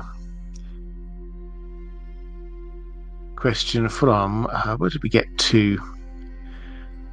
Purple Feline saying, "Hi Robert, happy Thursday. I'm intrigued by the Isle of Faces. It was mentioned multiple times in book 1, so I feel it has an important role to play. Perhaps some kind of new pact between the humans and the Children of the Forest. Will the others make it down that far with their invasion? Or maybe it just seems to be a weirwood hub." A new pact. I think I've answered most of those other bits already. A new pact. I like the idea of a new pact, but I do think that there aren't that many Children of the Forest left. And who is it who can actually speak on behalf of humankind in this? Well, their new king, Bran. Does he have to actually sign a pact, or does he just embody it because he is there on behalf of the Weirwood Network as well as humanity? Is he the thing which is joining together the two? That, I think, for me, is the sort of the more symbolism of this, rather than a sort of a formal pact between two different sides. You have Bran, who is there, who will be clearly human, but also hooked up to the Weirwood Network, therefore clearly in the Weirwood Network, and him bringing two sides together within him, I think, is the answer. Right, you have there's a question. Mara Lee, Mara, thank you again, very generous for saying for Dan the dog. Yes, he's a very happy boy. He's fast asleep now though. James Boros saying, "I wonder if Jaime was at the Tower of Joy, if that would have changed things." It could well have done, but then nobody would have been there in King's Landing to be confronting Aerys. So I'm glad he was where he was, because he saved a lot of lives.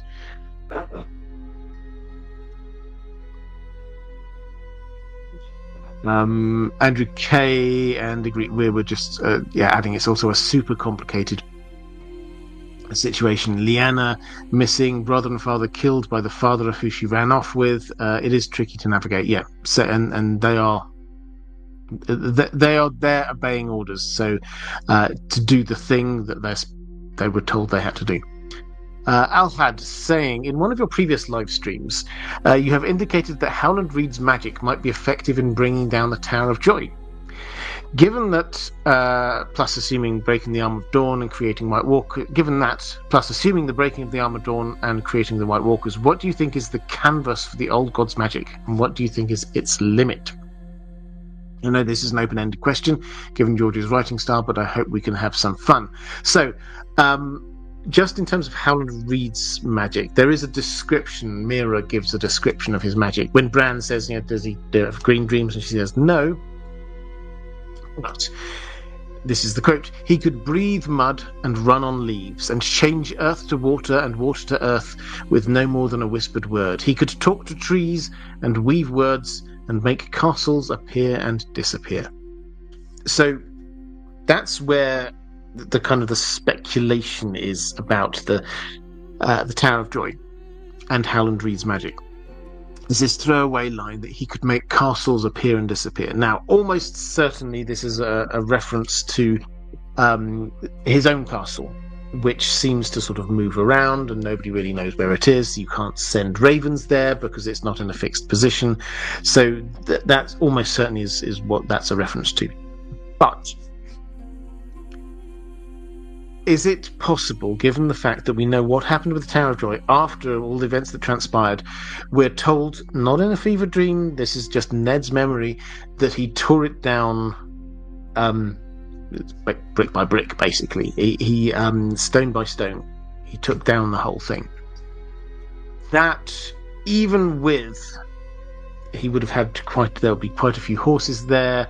It'll be him and Howland and probably a few other people. Even with all of the things that they've got going on there, that's a massive task to be doing. Is it possible that Howland Reed played a part in doing that with his magic? Yeah, I think it possibly is. So that's where that thinking comes in. I don't think that changes our understanding of the situation one way or the other, but I think it's entirely possible. In terms of your bigger question about what is the scope or the canvas for the old god's magic, and what do you think is its limit? My general take is that the old gods, the Weirwood Network, this is an expression of Westeros. So it's all very nature-based. The Hammer of the Waters is, waters. We obviously have the skin changing move, which is inhabiting the animals. The weirwood trees themselves are there. They've got the memories of the earth, basically. So that is what we've got. Now, this, as a whole, is incredibly powerful. Bran potentially is going to become the most ridiculously powerful being you could imagine, because we know that he can see out through weirwood trees, not just in the present, but in the past. He can see out of weirwood trees, not where he is. He saw out of the Winterfell weirwood tree while he was in Bloodraven's cave, hundreds of miles to the north. We're told that in time he will be able to move beyond the trees themselves.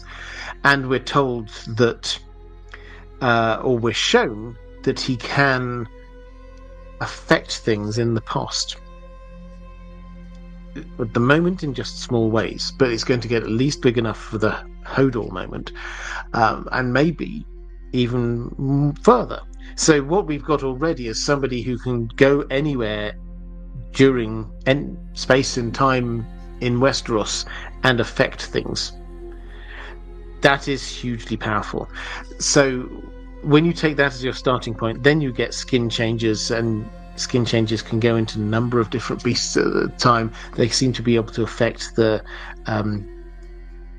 natural world around them. I mean, if we just take the other bits that not castle bits, breathing mud and run on leaves, changing earth to water and water to earth, talk to trees, weave words. I mean, these are things to do with nature. So the headline, I would say, is that it's very important to acknowledge the fact George R. R. Martin likes surprising us with magic.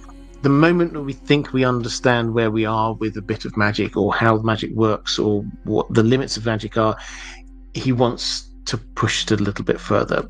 I am almost certain that in the Winds of Winter, whenever we get it, there will be new types of magic that we just have not seen before, that we do not understand. Because for George R. R. Martin, that's the thing about magic, is that it's scary because we don't know what's going on. And he's done this all the way through, because it's been so long since we had a new book. Then we've kind of we banked all of the magic that we've seen so far. We've just got it all logged and labelled and things like that. But when it happened each time, it's like, what on earth is going on here? We start out in book one, not huge amounts of magic at all, but we do get some dragons being hatched and like. Then we start Shadow babies? What's that? Seeing things in the fire, bringing people back from the dead, visions of the future. I mean, the amount of bits of magic going on everywhere is just like ramping up and ramping up and ramping up. We will get new things, new types of magic we don't know anything about coming up in the next few books. And that will include things that the Children of the Forest can do, I'm absolutely certain.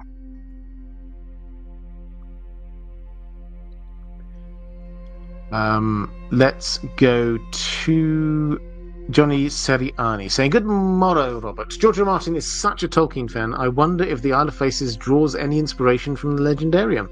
Are there any places in Tolkien's work that resemble a similar feel to the Isle, if only in plot relevance, if not physically? I noted a few similarities with Lothlorien, a largely hidden, seemingly magical place that is at peace with nature and that a very knowledgeable and helpful character resides at. But due to how the story plays out, the characters we know spend very little, if any, time there.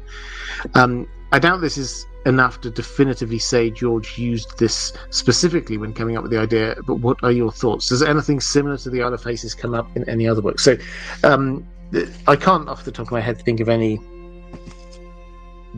specifically Isle of Faces things, but I think the Ents we have to see as a thematic link here. The way that the trees can be a part of this, as sort of protagonists, as a part of this, is, I think, quite important. They,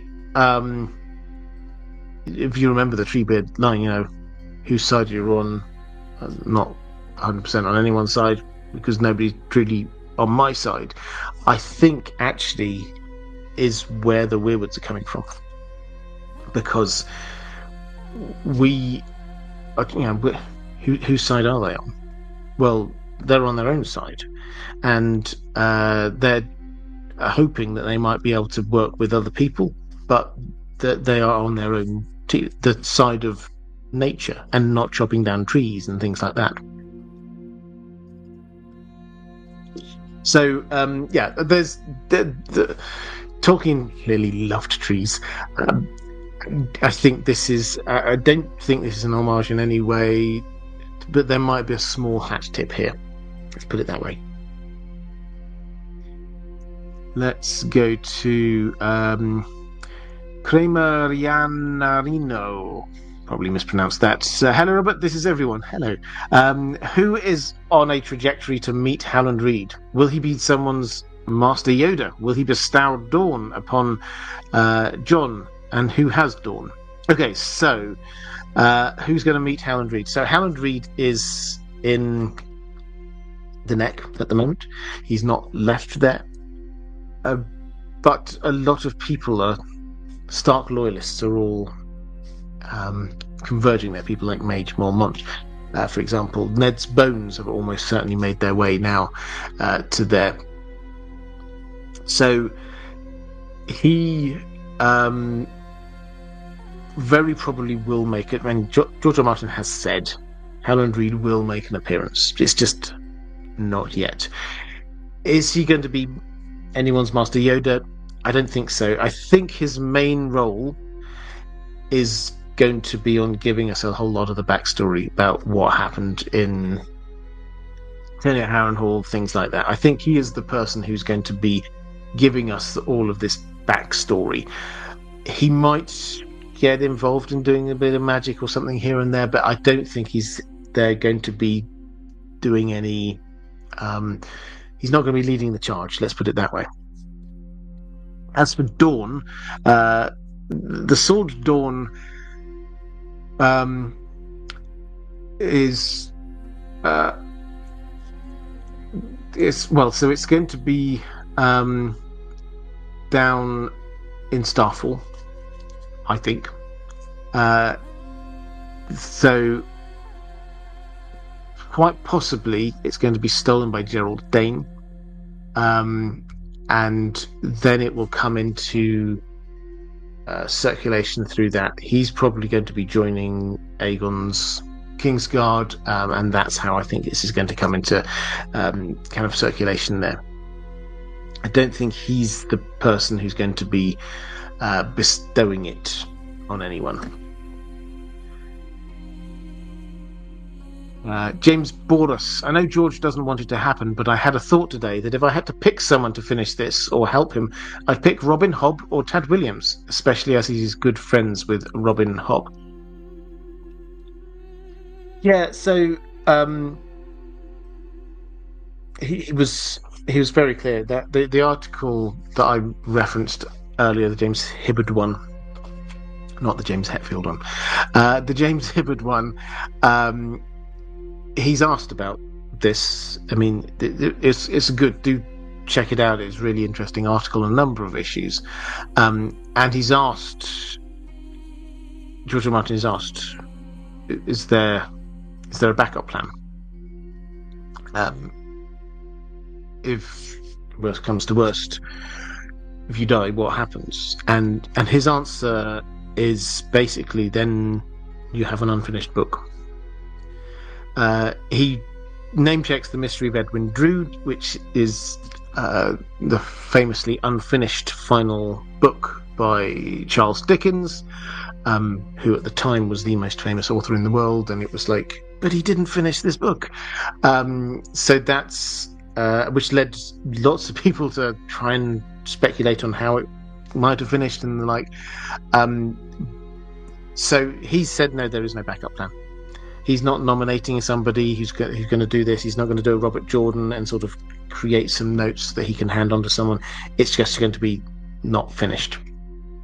So, given that, I think we should probably not be speculating on this. I would agree with you in terms of I love both Tad Williams and Robin Hobb. He is friends with Robin Hobb. And I have on a number of occasions noted the similarities between particularly the original Fireseer trilogy and the sort of the meta A Song of Ice and Fire story. There's Seven Kingdoms, Six Duchies, the bastard son of the heir to the throne, being a skin changer with a bond to a wolf, dragons, undead type zombies invading. The similarities are huge. Yes, that I completely get it. That is, I don't think that's what George R. Martin wants to do, so I think we should respect him on that. Paul Whitrock, I can see we are somewhat spoiled for choice this year with fantasy shows. I was wondering if you would be covering HBO's Harry Potter reboot at all. I'm not planning on it. My understanding is that's not till next year. I might be wrong. But yeah, they're certainly filming it right now. And last I heard was, I think, was it Hans Zimmer? They got some impressive person to be doing the music for that. Yeah, it's certainly coming along. Jewel Elson, the super sticker. Thank you very much. I hugely appreciate that. Reflective Rambling, picking up a question for Secret Agent. Thank you very much. Where do you think Bran's magic is from? Is it Stark Blood? Is it Chance falling from the tower? Sorry to backtrack. That's not you. Backtrack. It's not a problem. Where's it from? Well, the first Men Blood is there. So it's pretty clear that from what Bloodraven says, one in 1,000 of First Men Blood are skin changers, 1 in 1,000 skin changers are green seers. So there's a sort of a chance element with that. It is very clear, however, that the bond that the Stark children have with their direwolves is very strong. All of them have that kind of Walker link. George R. Martin confirmed it. Sansa would have done as well if a lady had lived long enough. Is that coincidence? I don't think it's coincidence. I think there may well be something in the Starks, given the fact that the direwolf is their sigil. The statues have direwolves next to them. There is a clear link between direwolves and Starks, and yet direwolves haven't been around for a very long time, so we just don't know that, when a Stark and a direwolf spend a long time together, then they form that bond. That kind of makes sense to me. The fact that he has more powers than that, it's the temptation to say it's for plot reasons, but it comes from his first men blood. It comes from the Starkish heritage, and this is, we're focusing in on him because this is not just his story, but this came incidentally. When you say it's his story, it started as his story. George R. R. Martin has been very clear about this. He's said, as much as we might think that Dany or Jon or Tyrion or whoever are the main character, the first scene he ever thought of was that scene with the direwolf pups, and he thought of Bran. And after that, he thought, oh, okay, so Bran needs to have some siblings to have the other direwolves. That was the thinking, and that it's kind of spiraled out from there, if that makes sense. So this started with Bran. So I think it's always useful that doesn't mean that's where the end of his thought process was, but I think it's always a useful reminder if we're thinking, is Bran really that important? Yeah, it started with Bran. Kairos Ballerina, if followers of the old gods have so much power, how did they ever get invaded post-Pact? Once the Andals start cutting down weirwoods, why not just never let an Andal ship land on Westeros again? Well, I think the answer here is that this is a slow invasion. To the extent that this is, as I say, I think invasion is the wrong word. This is a slow armed immigration and integration over literally centuries. So over hundreds of years, then there would just be a few here. So they would come, and you don't think of this, that this was disjointed kingdoms. There wasn't like a king over everyone who could make big strategic decisions for Westeros. This was lots of individual petty kingdoms here and there. And then one of them somewhere over in the Vale got faced with, a raiding party that came and then settled. That doesn't bother anyone else. And then after a while, the next year another one happened. 5 years after that, then a group of ships came in and took over an area. So it was this, and then they intermarry with someone else, and before you know it, it's this. Oh well, there's now a slightly different community going on over there. That's the way it would have felt. Sometimes there were battles, yes, but a lot of the time it was just going to be like one-offs and here and there.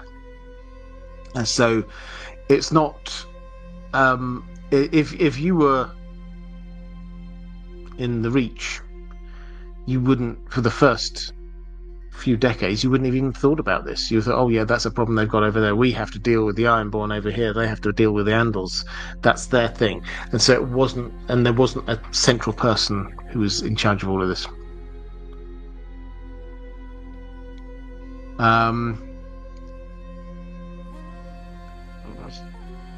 James Boris, Dickens did finish a lot of other books, to be fair.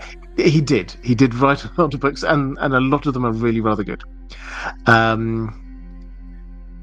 Let's go to I think I had another question here in the chat. Maybe I didn't. Okay. DV Finest saying, happy to catch you live. It's like Christmas. Well, great to see you. Welcome.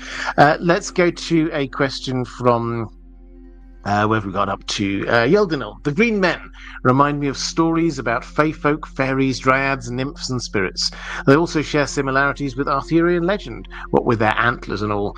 I love that visual. In a way, it's more ethereal kind of creature than the other magical beings we encounter in the books, like the dragons and the White Walkers. Do you think we'll get to actually meet them, or will they remain more of a legend, an image to wonder about? And how large is the Isle? How many green men and maybe women could be living there? Okay, so in terms of the Isle, the only description we have got is small. So, I mean, how small is small? In the midst of a massive lake, it could be still a reasonable sized island. I think the implication if you've got a large number of weirwood trees and a specific order of people who are there on the island to protect them, then it can't be teeny tiny, but it's also not it's not so large as to be significant. You can still describe it as a small island. So that's the sort of in terms of the size. The mystical side, yes, I absolutely agree. That does with the antlers and things. This does feel kind of like Arthurian legend kind of feel, and the Green Man. The idea is very much there. It fits in with all of that. So they are mysterious because we've never seen them, we've never met them, we don't know what they're about. George R. Martin will keep it that way for as long as possible. He likes this. He particularly, if you notice with the others, because we got spoiled with the TV show of seeing so much about the White Walkers that we feel like we understand them now. The others are still a huge mystery. They've only really appeared on page 3 times, maybe something like that, 3-4 times. So they're still sort of something that we don't quite understand in the book world, and that George R. Martin thinks adds to the suspense and the mystery and the scariness of it.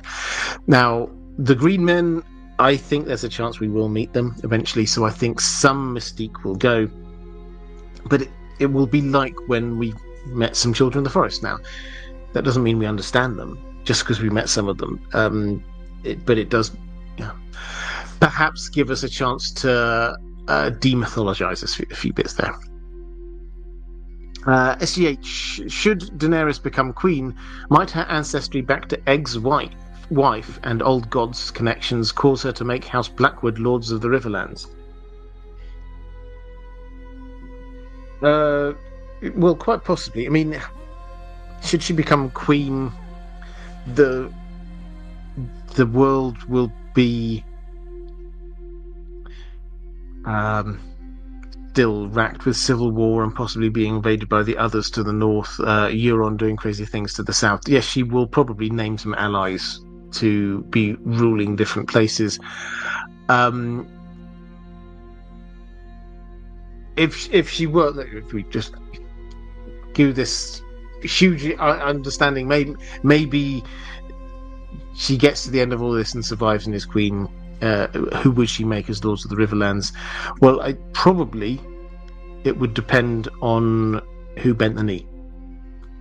If the Tullys did not, I doubt she'd give it to the Freys, but if the Tullys did not, then yes, House Blackwood would be, given her family connection, would be an obvious place to go. So, yeah, I mean, theoretically, I like it. In practice, I don't think, although she might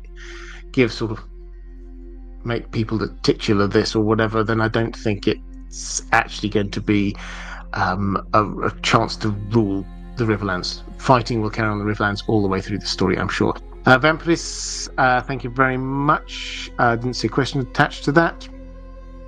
I'll try and see whether... Oh, there is one. Lord of the Rings or Game of Thrones question. Do you think that the Green Men could be a sort of homage to the Dead Men of Dunharrow, an isolated ancient group of fighters who through magic are tied to a specific location? Possibly, but I think for me the link to the Dead Men of Dunharrow is more to do with the Starks being tied to Winterfell crypts. The spirits of Stark lords and kings are drawn there. We know this, and they are stuck there until they do something that they have to do. That feels very much Dead Men of Dunharrow to me. The Green Men, depends on what they are. We'll have to wait and see. If they are dead people who are, as I've kind of speculated, who are sort of kept alive by the magic of the Children of the Forest, Cold Hands-esque, then perhaps, yes, there is going to be a bit of an echo of that. Perhaps they could be humans who have been they can't leave, but they have to perform their duties as some kind of penance. I could see it, but I don't think we know enough to be able to confirm that now. Chitara, wait, if Sansa is the new Tomb Raider, is this how they wake up the statues in the crypts of Winterfell? Yeah, I love it. Yes, so Sansa Sophie Turner is the new Lara Croft. If you've not seen, they've released the first publicity photos. It looks good, I think. So we'll wait and see how that turns out. But yeah, strong start.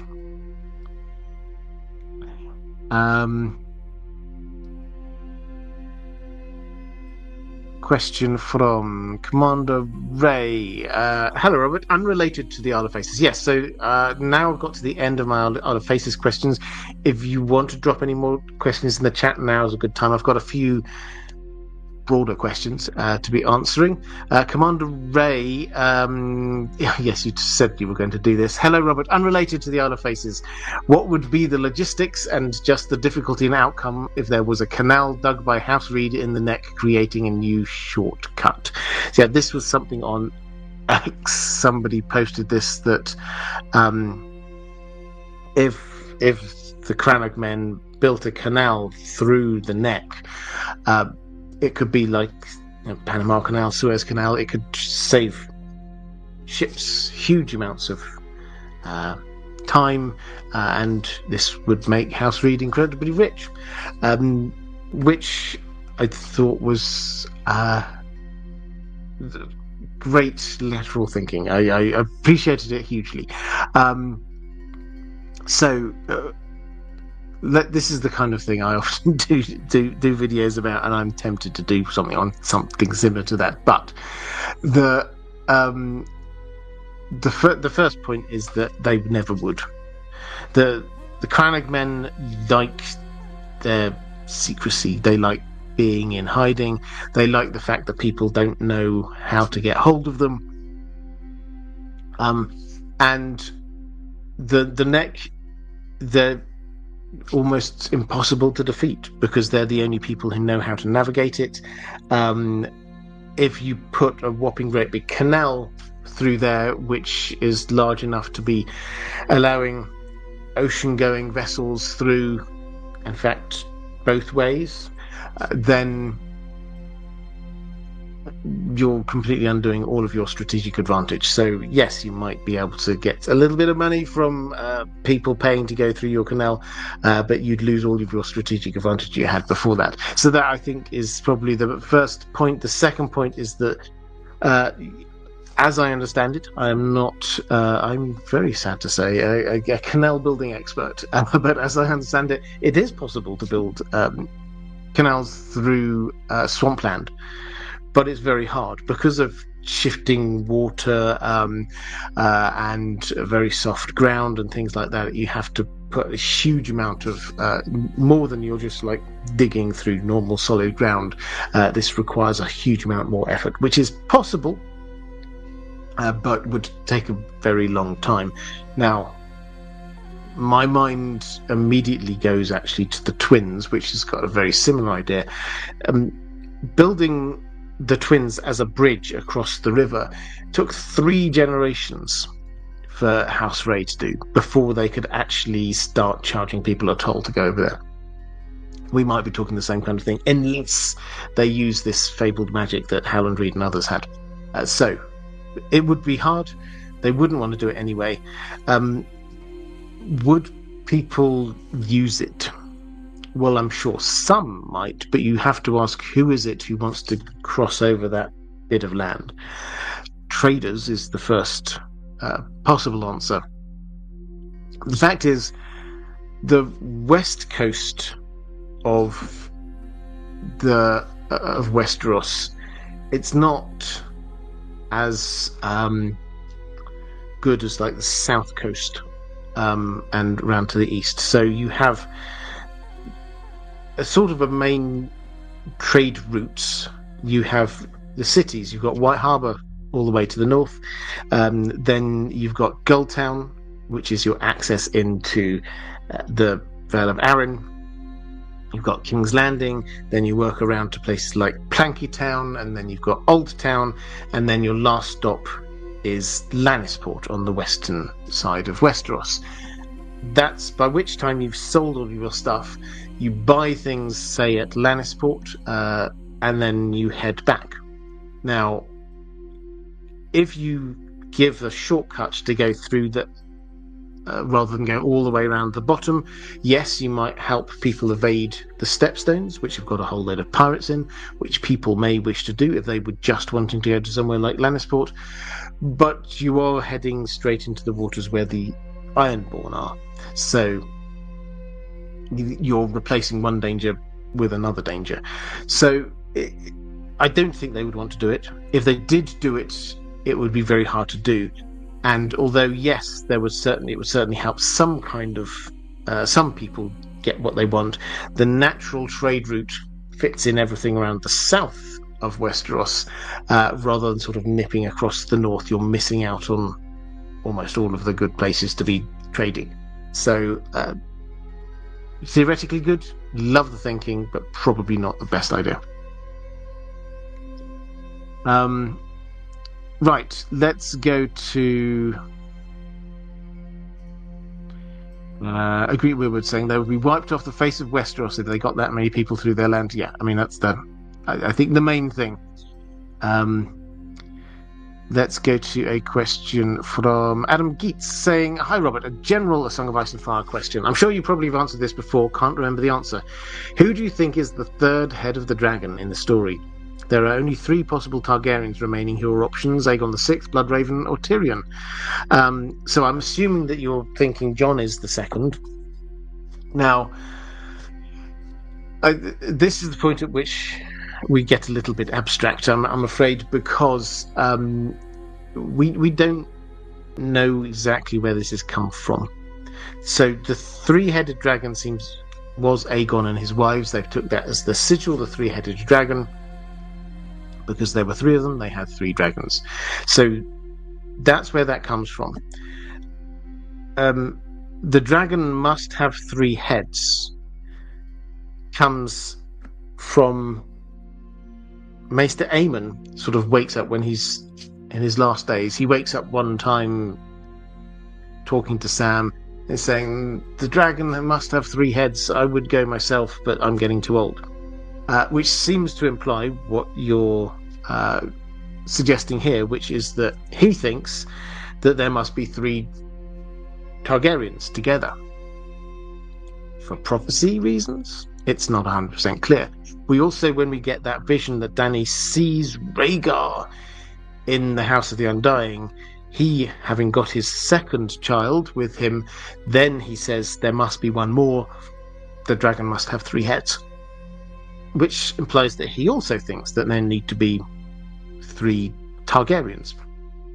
So this idea that there must be 3 Targaryens, presumably to be riding 3 dragons, though at the time Rhaegar certainly didn't know that there were going to be dragons. We don't know where it comes from, but probably from a scroll that Maester Aemon and Rhaegar read. Dany, having seen that, the most times you hear this phrase in A Song of Ice and Fire is Dany thinking about it. She comes out of there, she starts talking to Jorah, she's saying, "What does that mean, the 3 heads of the dragon?" And Jorah's just saying, "Well, that was the original 3 Targaryens, obviously. I mean," and she starts thinking, "But 3, does that mean that I need to have 2 other dragons? I've got 3 dragons, so does that mean I need to find 2 people to be like my left and right?" And she then later develops this to thinking there are only 2 people that I will ever trust completely, because the dragon must have 3 heads. And the clear implication, she's then putting herself into the place of Aegon and thinking that she has to have 2 others with her. So that is where we're coming from in all of this. But the technicality is that George R. R. Martin doesn't I think, just right. Here's the prophecy. This is therefore what has to be achieved like this in order for there to be an end of this and the good guys win. That's not how he works. What he's far more interested in is what people believe rather than the truth of the prophecy. And what seems to be important here is the fact that Danny has come away with this idea. Alaras, incidentally, also comes out with it, who was a very good scholar. So probably there's something written down somewhere. But the key point is that Danny believes that there will be 3 dragon riders. And she's trying to work out who this is. Which I think is an under thought through proposition, because when she hears about Aegon the Sixth, her first thought is probably not going to be, I need to kill him and take the throne. It'll be, so maybe this is one of the other 2 dragon riders. So her first interactions with him may well be slightly different, because he's actually going to be thinking, I want one of those dragons, and she's going to be thinking, maybe this is the person who's going to have one of these dragons. So that's an interesting dynamic going forward. So who do I think is going to be the 3rd-headed dragon? I think that it will be left to personal interpretation. I think that you could certainly interpret it as Danny, Jon and Aegon, but perhaps one of her dragons is going to get stolen, and maybe Euron then has one. Does he become the 3rd head of the dragon, even if he's not on her side? It's possible. So yeah, I don't think it's going to be this straightforward, and I think George R. Martin is going to leave it to our interpretation of how that might have been fulfilled, if it was fulfilled. Chaos Ballerina, how do you feel about George R. Martin saying he was going to kill Sansa? He says he might change his mind. How will this affect her book trajectory? Yes, so this was the same interview. It was very wide-ranging. There was, and I think I probably said it last week, if he'd come out and said any one or 2 of those things on their own, we would happily have spent an entire live stream talking about that thing. And this is one of those things. He just sort of casually dropped in there that he'd originally thought he would have Sansa die. But he kind of liked, I can't remember the exact wording, because he kind of liked what he saw on the show. And so maybe now he will let her live. That's huge news. It does seem to imply that she's not central to the end plot. Her being alive at the end was not necessary for the big plot that he's got planned. She could die, she could live. So I think that's the first thing. The second thing is that this is the first time, I think, that other than a sort of a brief mention of Osha, when he sort of said, I really liked the depiction of Osha there. I'd always imagined her as quite a small character, but maybe I'll beef her up in later books. Other than that, I think this is the first major character that we've got where he's actually said, I might change things on the basis of what happened on the TV show. Which is quite significant, I think. As for what does this do to her character arc, I would caution against over-interpreting it. I don't think she's going to die in the immediate future. I think the clear implication was she was going to die towards the end. Now, that will mean that she can get through, she could even get to be a lady, the Lady of Winterfell, but then die when the others attack. So I think we get really attached to characters, but we have to remember George R. Martin has been very clear, lots of characters are going to die. And you can't have so much of this story building up to, say, the others attacking without some significant characters dying in it. People will be killed. So who's it going to be? If it's not going to be Sansa, then it will be some other character. So it's, yeah. I had many different thoughts about it, but I don't think it affects her overall character arc. It's just whether he makes her one of the people who die at the end or not.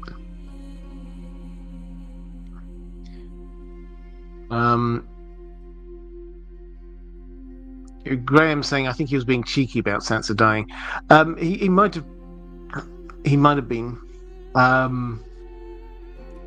but it didn't come across, and it's always hard because if you're not in the room, you don't know exactly how people say stuff.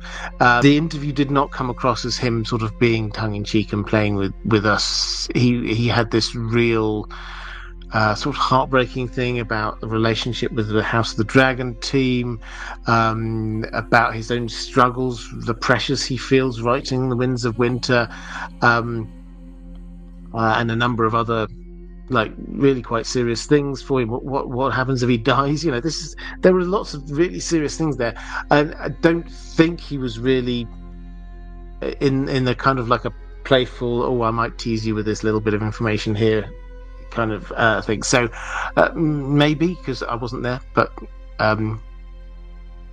it's hard to say. Let's go to Anon42. Off-topic question. I strongly dislike, says Anon42, that Tyrion is a Targaryen theory because it breaks his character journey or arc. If he was a bastard, it justifies, sort of, his family's treatment of him. Tyrion and Jon's conversation at Winterfell is not secretly two bastards connecting. It's two people who are treated like bastards but are actually trueborn.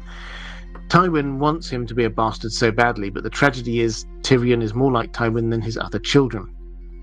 Tyrion is likely going to ride a dragon, but that doesn't mean he's a Targaryen to me. Well, whether he rides a dragon, I think is I'm less certain about that. I've said many times, this is probably one of those things that I oscillate on the most. Instinctively, I agree with you completely that his story, his arc works so well if he is actually Tywin's son, and he certainly thinks like that. He thinks, I am you, writ small. Jenna, his aunt Jenna, Tywin's sister, she's very clear. Tywin didn't speak to her for 6 months when she said, Tyrion's the most like you, which seems to imply probably Tywin deep down knew it as well. So yeah, that works for me perfectly, but I cannot pretend that there aren't a lot of Tyrion fire dragon bits of symbolism that are there hugely in book one, the first half of book one, and then increasingly in A Dance with Dragons. Tyrion is associated with dragons in a way that most characters are not. So there has to be some meaning to that. Whether that's just that he's now going to be part of Team Dragon, Team Dany, maybe. But the dragony imagery is, I think, very clear for him. So I could go either way on this one. Instinctively, from a narrative perspective, I prefer, as you say, that he is Tywin's son, but I can't pretend that all of that dragony stuff isn't there.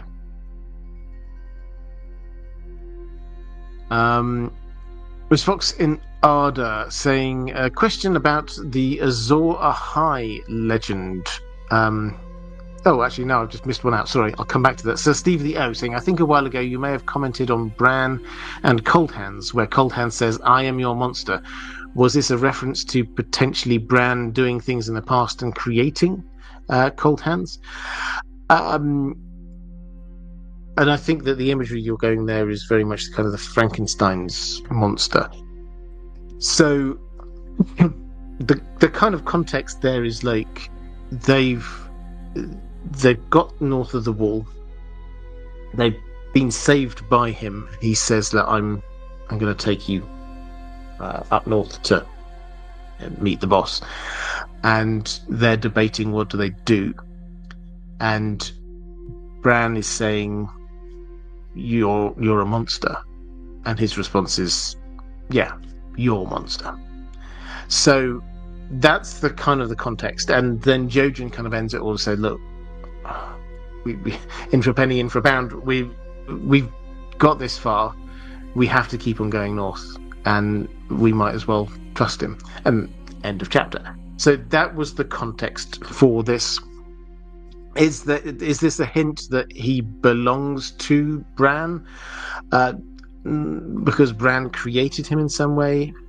I don't think so in that context. I think the fact that Bran himself is a monster, I think is in terms of what he's starting to do, that I think is more sort of the twist. That if George R. R. Martin's wanting a twist on this line, that's a lot more that rather than he created Cold Hands in the past. Ms. Fox in Arda. So, question about the Azor Ahai legend and parallels to the current story. What if Jon, as the Azor Ahai figure, tempers his first blade by killing Tyrion, a lion, then Nissa, Dany? Here I'm challenging my own theory, but that would take both Tyrion and Dany out before the others. But it does make me wonder if Dany isn't Nissa to Jon's Azor Ahai, because he would have to kill her to get his flaming sword, used to end the second long night stream of consciousness. Apologies. Yes, so Jon has Azor Ahai symbolism, Prince of the Promise symbolism. He's more Prince of the Promise symbolism. Dany has more Azor Ahai symbolism.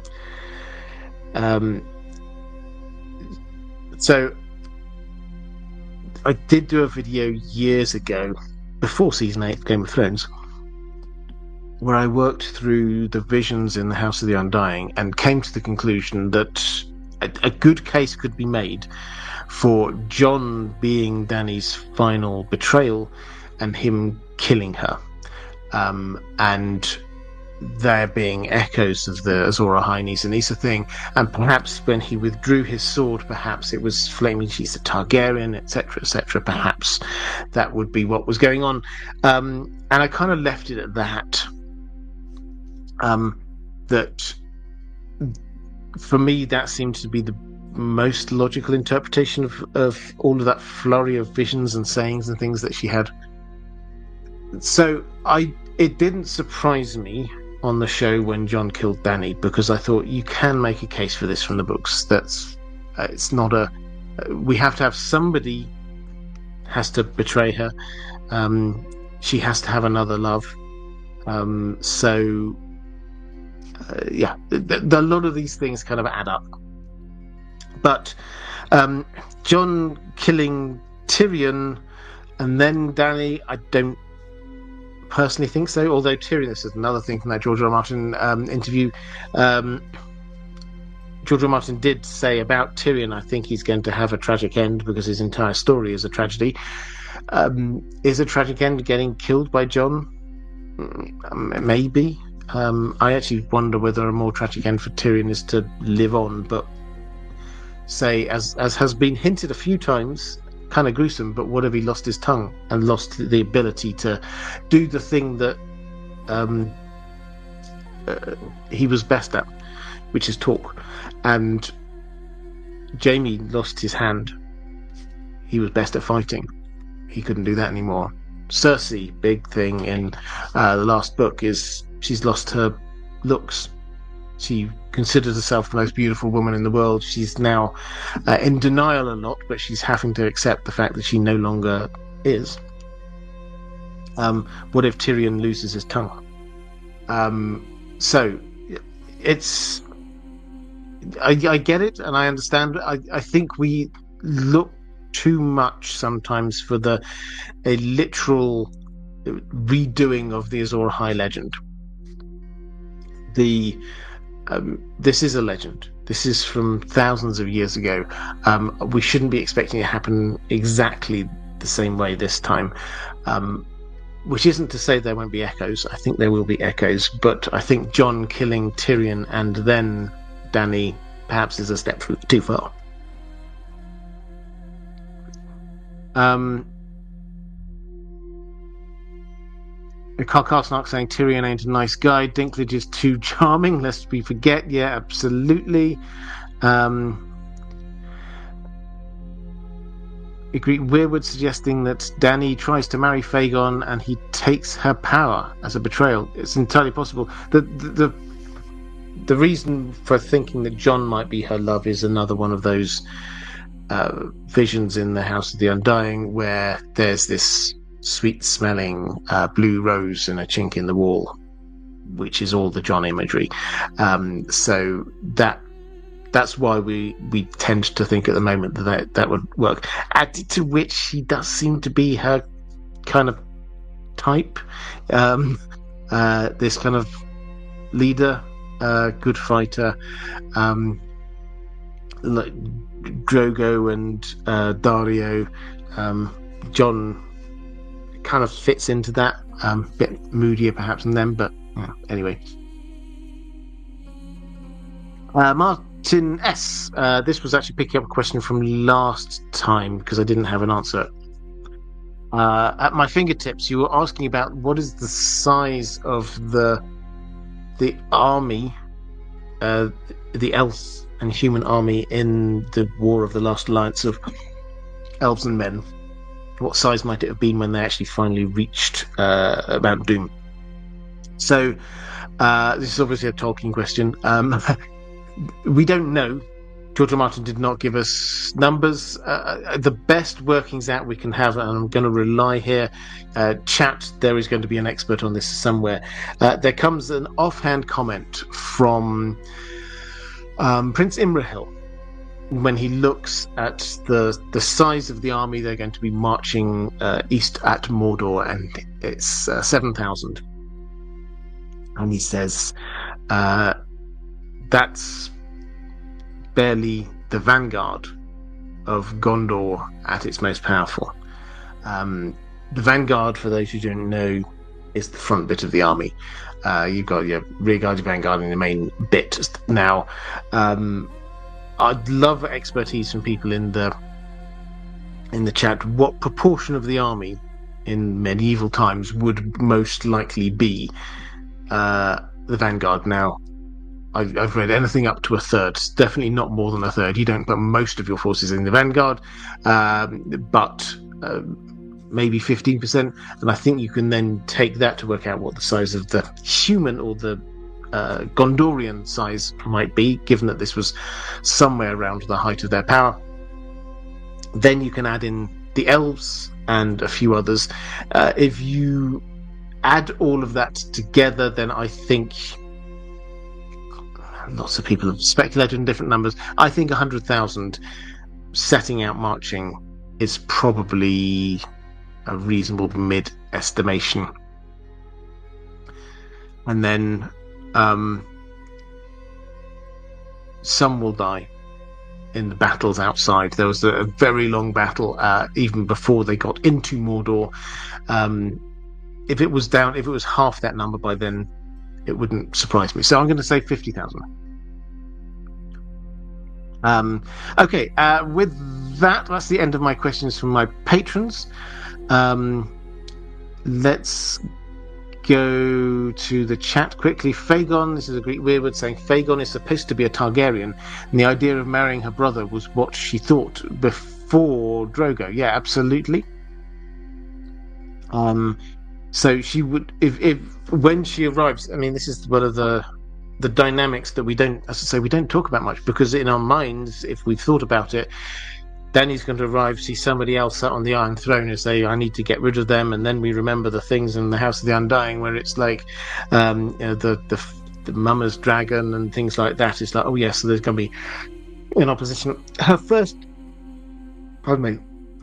thought, yes, is she probably going to be in full fire and blood mode at the time, but her thought may well be another Targaryen, another Dragon Rider. at least she would want to talk to him. She's not going to just like burn him out straight away without anything. At least we were going to get, and that will be a great confrontation. Can you imagine Fagon and Danny meet up? We've already had one person, so we had Quentin. The more I think about this, the more I wonder whether or not George R. R. Martin is actually he actually said one of the reasons why we had this Quentin arc, which some people weren't 100% sure why do we have this new POV character, to see him arrive at Marine, meet Danny, and then die almost immediately. Why did we need that? Perhaps part of this is foreshadowing for what's going to be happening with Fagon and Danny. Not happening in the same way, but someone claiming Targaryen blood meeting her. There's that. Andrew Kay saying, I think that some innate attraction will be at play with Jon for the same reason, even before it's revealed.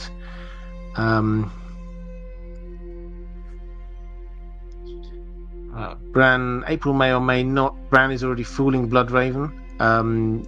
If Bloodraven knew what Bran was doing, he'd run. Yeah, but Bran is keeping a lot from Bloodraven, it has to be said.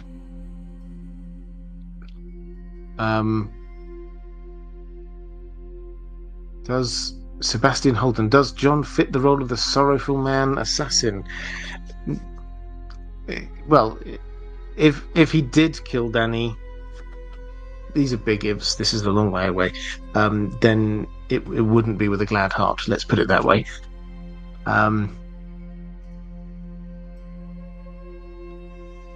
Let's quickly flick through. Agree. Weirwood, Squeezy Squeezebox saying Tyrion is his father's worst nightmare. Yeah, absolutely. Okay, good. So I think with that, let's just start to wrap this up. So we'll do a couple more of these Mysteries of Westeros in these live streams, but I will be asking my patrons what they would like me to be covering this year in these live streams. So patrons, keep an eye out. At some point in the next few days I will drop a question there, so please do let me know what you think. But next week we will do another one of these mysteries ones, and probably the week after. It's been a while since we've done a Lord of the Rings one, so let's do a Lord of the Rings one. So patrons, thank you. I always try and thank you as many times as I can. I genuinely mean it. I hugely appreciate your support. Moderators, amazing job as always. Thank you so much. If you're there in the chat watching this live, please do show them a little bit of love. If you're watching this live, by the way, on X or Facebook, hello, I know you're there. At the moment I'm just taking comments and things from YouTube. I will see whether I can get the technology working. Not the most tech savvy person, but I'll see whether I can figure it out so that we can be doing this proper simul streaming across several places. But I see you, and thank you so much for watching. If you want this ad-free, I mean, I do them live ad-free, obviously, but if you want it ad-free, the audio will, in about 2-3 weeks time, it will be appearing on In Deep Sleep, which is a sister channel to this, which is me doing this talking, but as a sleep video, no adverts, soothing background music or sounds, and a little bit of visuals. So if you're interested in that, do go and try and check that out. If you are watching this back a little bit later on YouTube, there's appearing somewhere, here-ish, there's a link to other videos that I've done, other live streams I've done appearing somewhere around here. It's the link to Patreon, which is the best way to support me if you wish to do so. Thank you all very much, everyone. I will be back. Keep an eye out on this channel for the not House of the Dragon, Night of the Seven Kingdoms Q&A pre-record, and I will be back this time next week with another Q&A live stream. Okay, so take care, everyone. I will see you again soon.